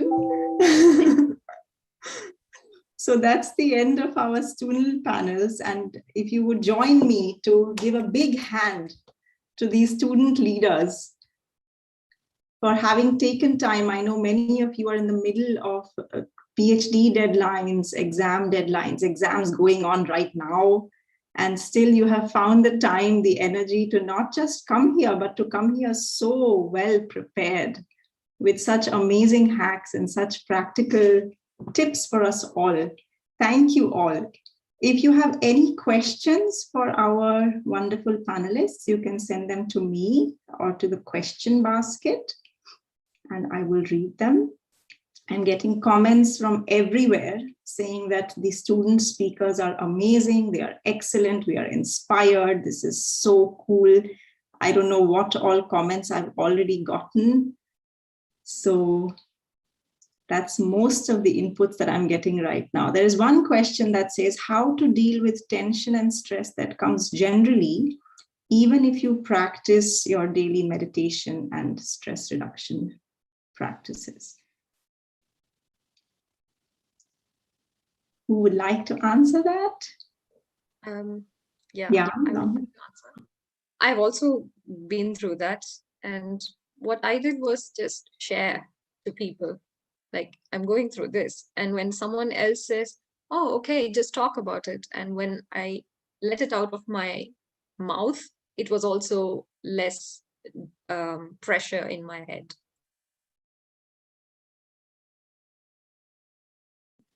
That's wonderful, yes. Can we also highlight Melissa because she is not spotlighted? If it's possible, I don't know. No, we have only business people we can spotlight. So you don't need to spotlight me. She should be spotlighted, more important.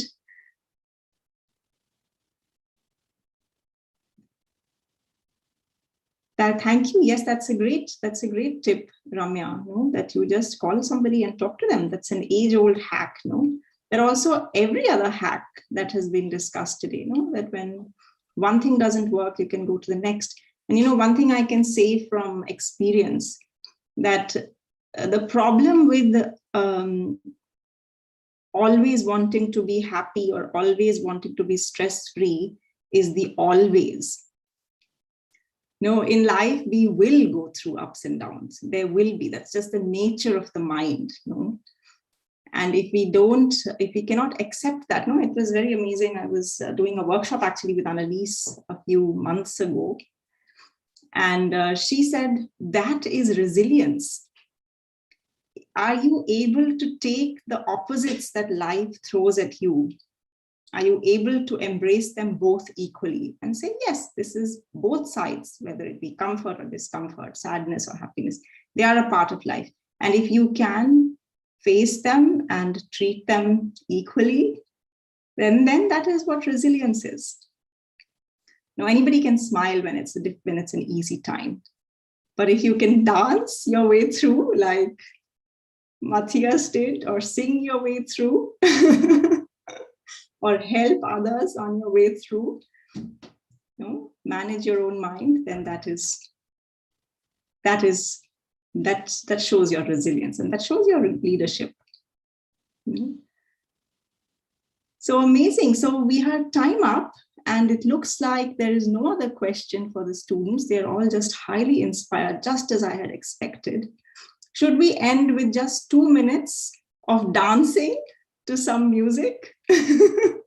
Maybe everybody in the panel, we can all get on our feet. We've been sitting for so long, and I'm going to play for you guys something.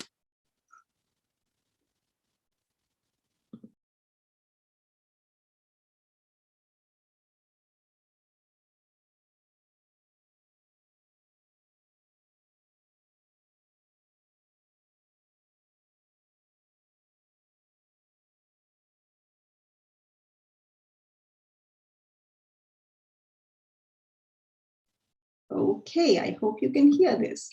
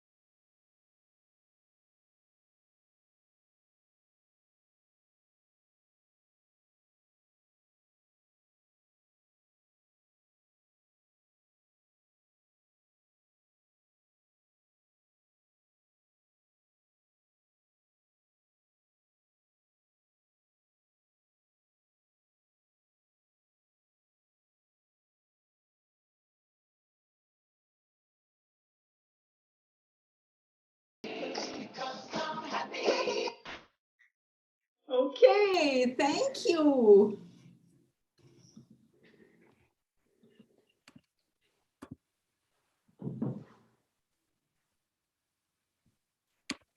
Amazing. So how did you guys want to all write one word in the chat on how the session was for you? Please do share. And also if there's any questions that you would like to ask, you can ask in the chat and I will take it forward to our speakers, to the students after the session. We do have a valedictory session with more very high-level dignitaries, influencers from all over the world. And our tech team will share that link in the chat now, where you can jump into the valedictory session if you so prefer. We will also live stream it right here on this Zoom link. So if you'd like to stay here, you're also welcome to stay here. I would like to thank all of our panelists, our expert panelists from the university panel, all of our wonderful student panelists, and last but not the least, Professor Gangadhar, for taking time out for us despite his incredibly busy schedule. Thank you so much, all of you, for making this panel such a success. And I'm still getting messages from everywhere as to how inspiring all of you were.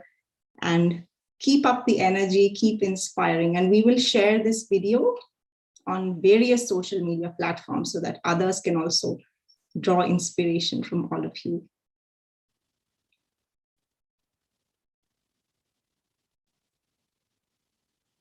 Patrick, can we share the link for the valedictory session here, and also maybe in 1 minute or so start sharing the screen for it? Started, yeah. We can stop the recording, I think. And I think we can also stop the live stream because this